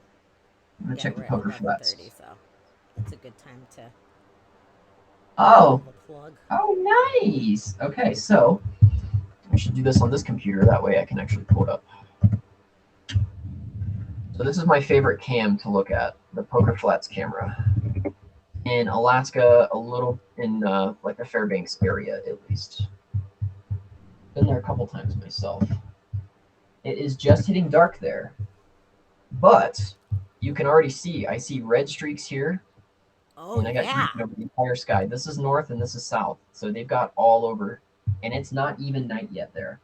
Oh man. So That's they're gonna have a good show. awesome. Churchill was And the is other one. this video or is it like the photos It's a where they'll do cam like that's every updated. It's updated every minute. I want to say it's Okay. not And then Churchill. what's the name of that one that's your favorite? Poker Flats. Poker Flats. Okay. I'm going to write that down because a lot of times I'm searching around trying to find the best ones. So, Well, the Churchill camera one's another good one for Canada at least. okay. Oh no, I don't see anything. What happened? Wah, wah. Oh, they must not. They either don't have anything or they have clouds. I'm not sure. Looks Oh cloudy to yeah, me. I it don't might see be. any stars. Oh well. Yeah. So That was check a out good those try cams. though. Kind of watch that. I don't Definitely. think unless data changes significantly, I don't think we're gonna have like terribly great aurora in the U.S. Canada's probably gonna get some. Alaska's definitely gonna get something, but that's probably gonna be it. Could be wrong. Things could Yeah, change. it's Again, we're true. still kind of like the shock region of the CME. So if it decides to stabilize and we get to the core of it and it is south, then I'll be wrong, which I hope for. I hope for everybody's sake that's excited tonight they get to see something. But I got Same. clouds, so it doesn't matter where I'm at. I'm just sitting here. I'll just watch the cams because That's exactly what the we're cams are kind of for. screwed. Yep. Yep. Yep. Okay, Yep. so here is the Poker Flats. Oh, I'm posting in chat. I'm not going to post the Churchill because it looks like they're clouded over. Oh yeah, man, those reds are bright even Ooh. before the sun is set. And they've only That's so got cool. Alaska's probably got another 2 weeks at most of aurora, and then they're going to be in midnight sun territory. Ah, so that's good. People are getting it while they can, Right. and So that is then awesome. At least it's now. our only look after that will be Canada. Awesome. Okay, I just took a snap Cool. of that, so I will be turning that cam on here in a little bit. That's awesome. Perfect. Cool. I think I'm turning off then. Okay, Dusty, will you set up a fetch bug raid? Or Roxy, whoever is the faster gun. Check that out. Yeah, so Fetchbug is one of our fellow streamers. She is absolutely amazing. She does a podcast type of thing, I guess, a live stream about death and dying and the macabre, and she talks about true crime stories and ghost stories and all this fun stuff. She is awesome, and I guess it's Perfect her for a 2 midnight year run. stream anniversary. Yeah, she's Oh she's wow. super super cool. She's in mortuary school as well, so she kind of tells stories about that sometimes. She's super super fun. So anybody that has not met Fetchbug, or even if you have, you should totally stick around for the Fetchbug raid and check her stream out. She's awesome. But I want to say thank you to the mods, Dusty and Roxy. You guys are awesome. I want to give you some mod love. You guys are amazing. Thank you for holding it down. And even more importantly, Christian, thank you so much for being here right now. Of course. You have been a fantastic guest for the second time. This was awesome. And I feel You're like I always learned a welcome. lot too. I really feel like I have a little bit more of an understanding than I did previously. And we're going to talk telescope soon too. I'm going to figure out what kind of telescope I have. And I'm going to We can make that the next see one, if like you can more help complex. me. That would be great because I'm like I don't know how to work this and I feel like I really really should. So, but yeah, just thank you for coming on. You have been so amazing and so gracious to give us all this information and to share a lot of your beautiful art with us. It's awesome. Glad you enjoyed it. So thank you. Well, thanks again, Good. I Sammy. am And Dusty. so glad.